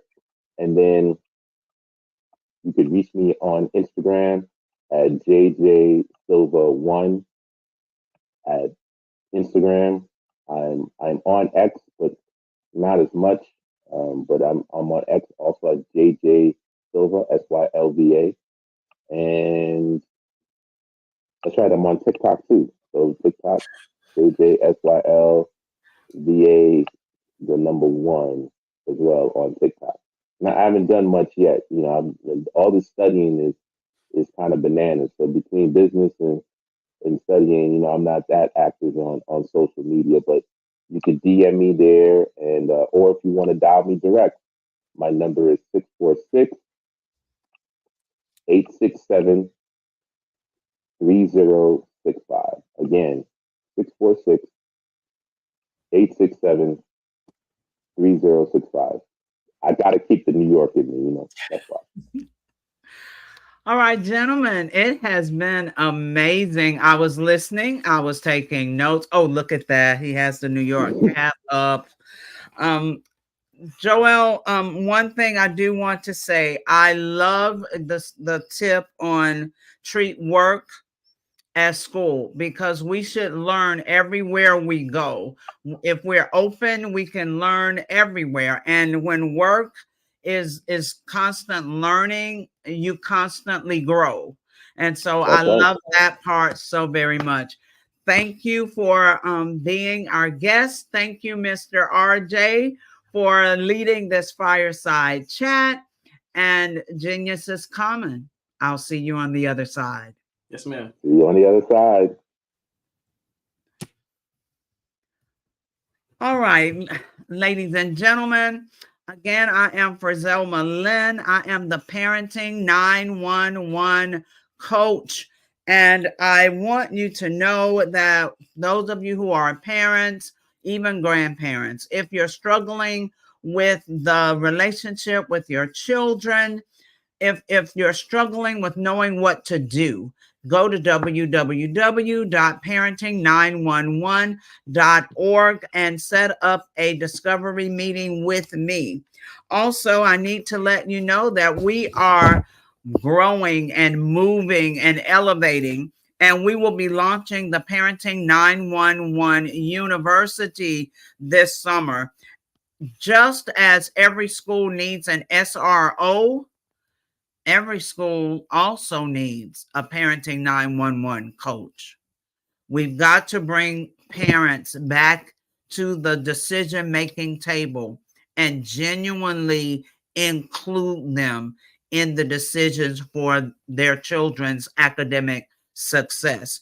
So if you are a retired teacher, a retired educator, recently over the last couple of years, please go to www.parenting911.org, set up a strategy session with me so we can talk about what your future could look like.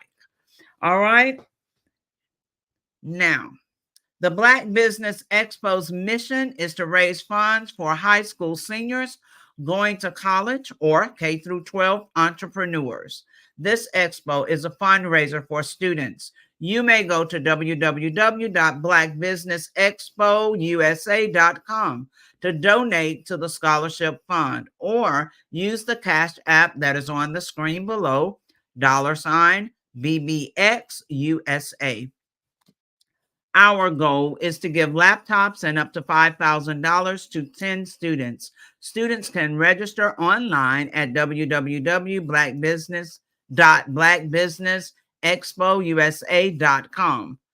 Every dollar counts, so we want to remind you to donate to the scholarship fund. We want to thank our Black Business Expo USA sponsors for April 2024. NC 100, Moody Capital Partners, Suede Soul, BDM Media, Lotus Richer Coaching and Training, Carolina, Virginia Minority Supplier Development Council, Step Management, Hello LLC, BHS and Associates, Margie McLean Foundation Incorporated, Genius is Common, Earth Essentials, Malaine Shawnee